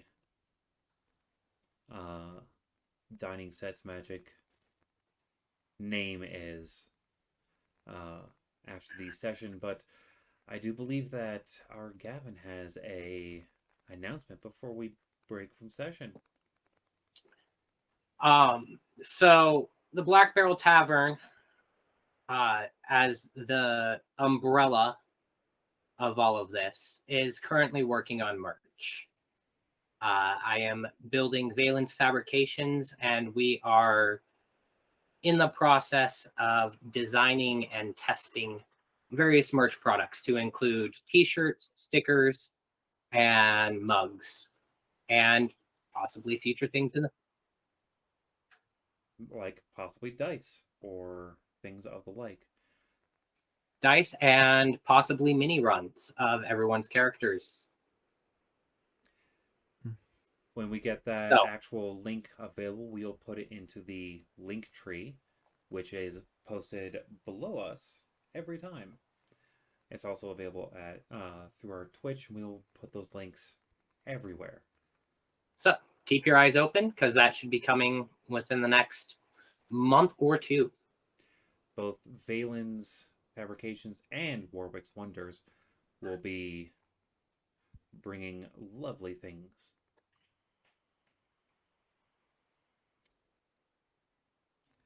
So, until next time, be well, roll safe,